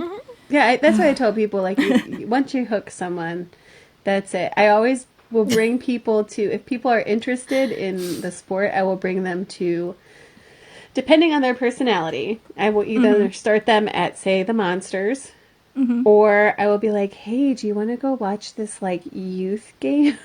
There you go. And it'll always be like the Cleveland Barons versus the AAA Jackets because they're rivals and they kind of hate each other. And so that game is always really fun. Yeah. When Yeah. it's like U16s and U18s, like they can't fight. So there's a Oh, lot yeah, of yeah. like Tension. like, yeah, So much tension. so much tension, and it hooks them. People being able, I'm sure there was a lot of fans that the Rangers and the Caps got from that fight. Oh, I mean, yes. And then there was It's a not hat trick. good, but Yeah. yes. So like Yeah. that game was probably a really amazing introduction to hockey. So those two teams now though, they gotta really up their shit because they brought in fans. Now they gotta keep them. I mean, they can maybe spread them out to other teams, but like Yeah, that would be nice. That would be nice. This one over here thought I couldn't convince her to like hockey. Never thought I would be a hockey fan. Yeah. Never. And I was like, I am going to get you into hockey. And all it took was One one game. IceHogs game. That was it. I was like, hey, want to go to an IceHogs game? Like, sure. I watched the goalie stretch, and I just... Michael that was Layton. it. God Michael bless him. Layton. oh my gosh, lose 5 hole. Thank you for the Stanley Cup, Michael Layton. Yeah, there's that. But he's also our shutout king. He is that. True. But I just also love Lates. Yeah. he should get free beers anywhere in the Chicago Rockford area. He Like, probably He does. probably does. Everybody loves Layton. I mean, thank you for the cup. and And then he was great for the IceHogs. And he's just such a genuinely nice He's guy. so nice. I've heard nice things Like, about him. being a season ticket holder, we get a lot of access to the players. Like, there's They- many the meetups throughout IceHogs the are very season. good to their season ticket holders. Yes. That's good. Which is Yeah. why it's so infuriating when people bitch about what we don't get. That's all they Because- do. Because they All don't they know. do. They don't know what other teams don't do. The Chicago No, Wolves that's don't just give it, their though. season ticket holders free parking. So, That in itself is criminal. yeah.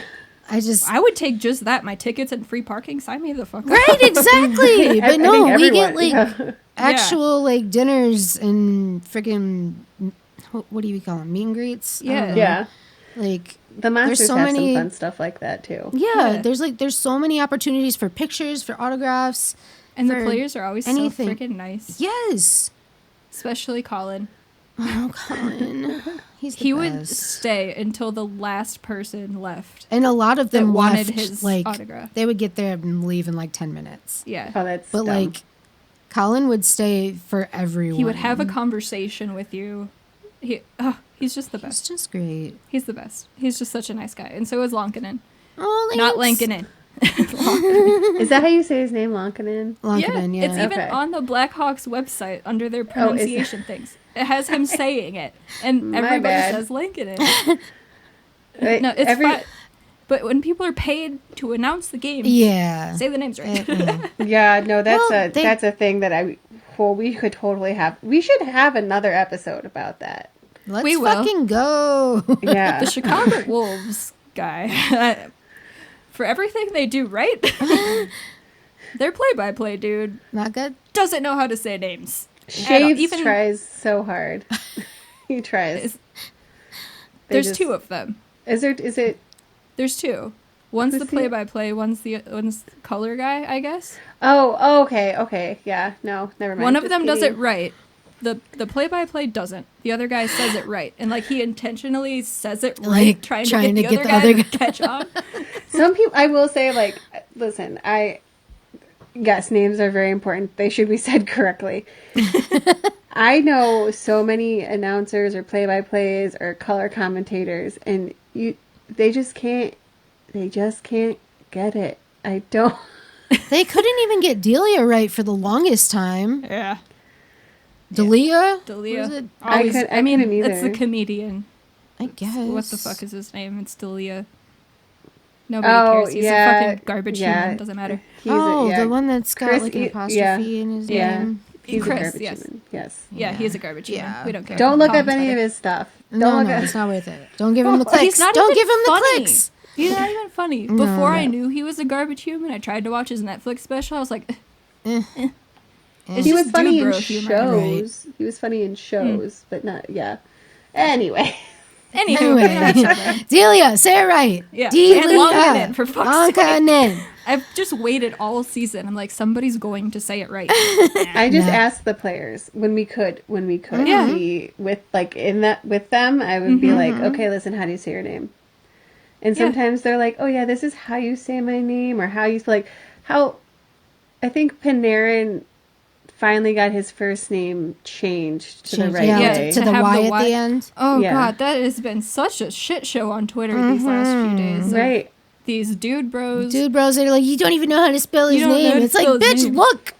look. It's right there. Well, okay, so Alta Mabrakian, like how his name is spelled. Altibarakian. I don't listen. I'm trying. I know, It's I know. like 2 I know, a.m. just where go you are. ahead. It's fine. Right, it is 2:10 a.m. There's 6 teams worth of names since we're all around in here. Okay, but his name is spelled differently on It's different an rosters. I on and his jersey. yeah, I don't but know if then it's to like, save space, but it's always been with a Y.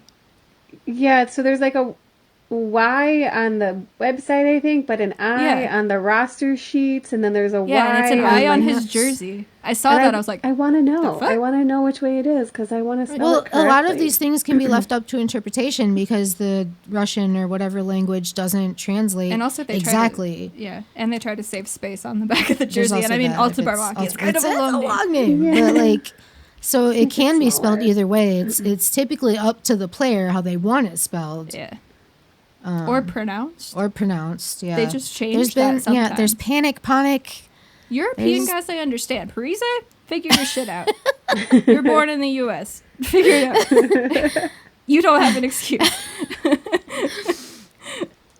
But yeah, like this whole Panarin thing, just listen to the person. Listen It's to the literally person on with his the Twitter. name. Yeah, it's on his Twitter. It's on his Instagram. I never caught it either before. Uh-huh. Yeah. It And I was was like, oh, it was only an I when he was with Chicago. Yeah, that's why It was I've been only looking an around eye the when- past couple of days when he when was I with saw Columbus. Columbus. right Mhm. when I saw his name pop up spelled differently. I was like, what's going on here? Is there another player? Is there how is it?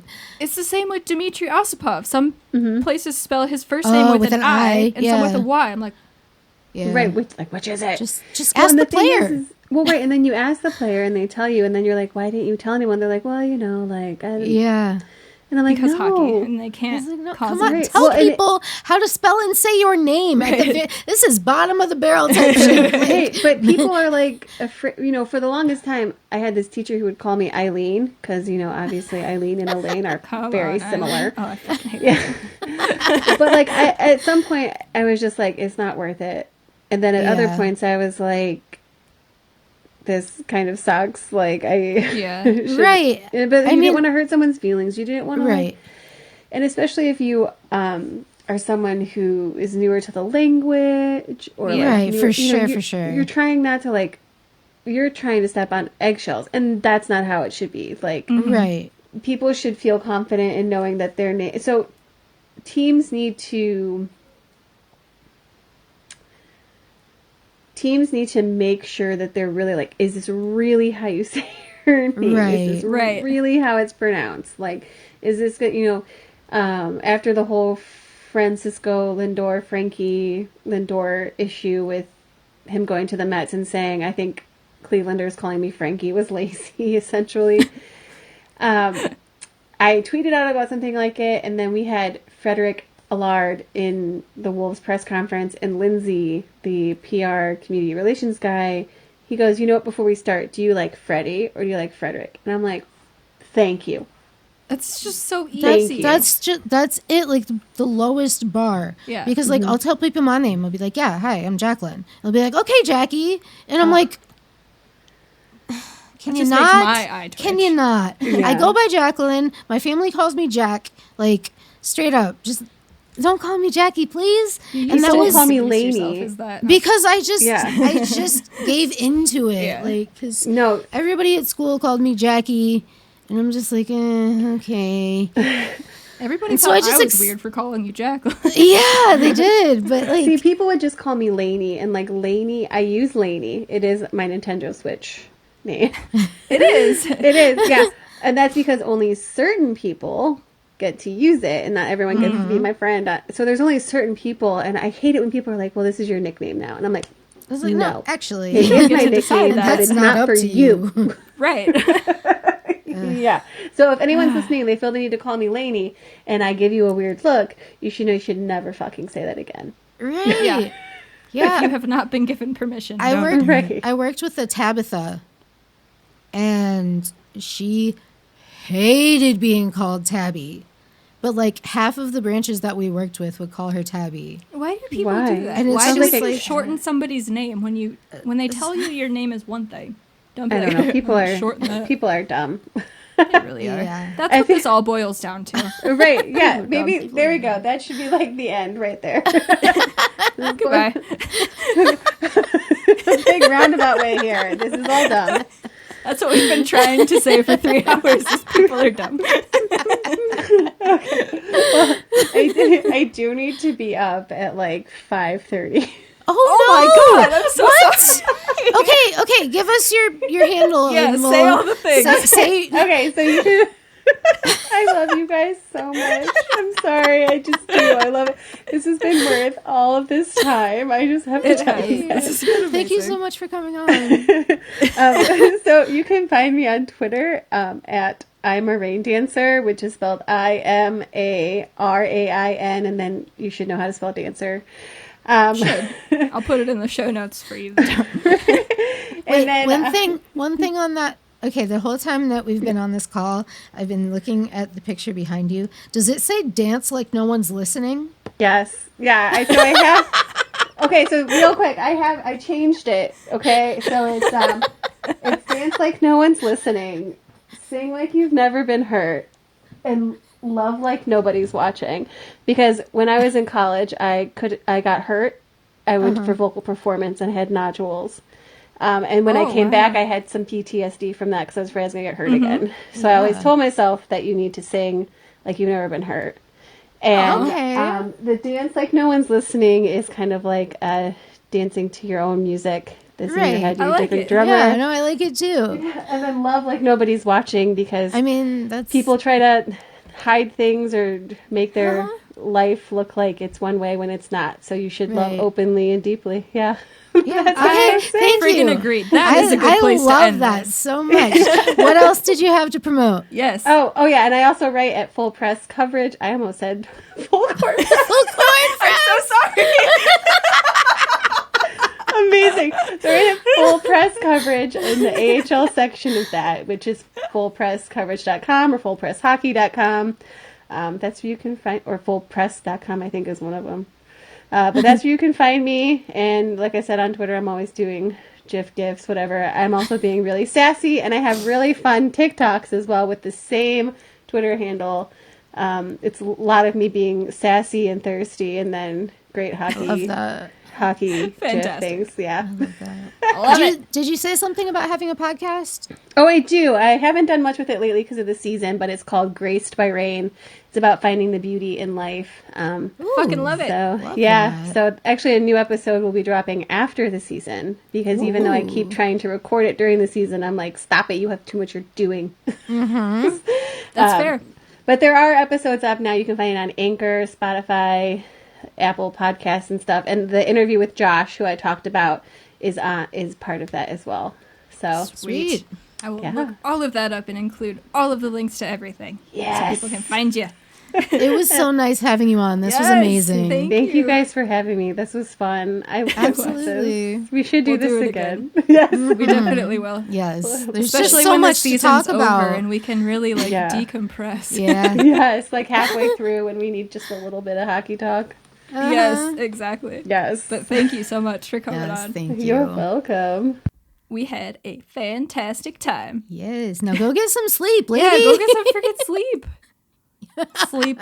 What is What sleep? is sleep. But before everybody else goes to sleep, go to subscribe and rate and review the podcast and follow us on social media. All of that All is in of the show that. notes. You know where the hell to find us. So do all of that, and we will catch y'all next time. Bye!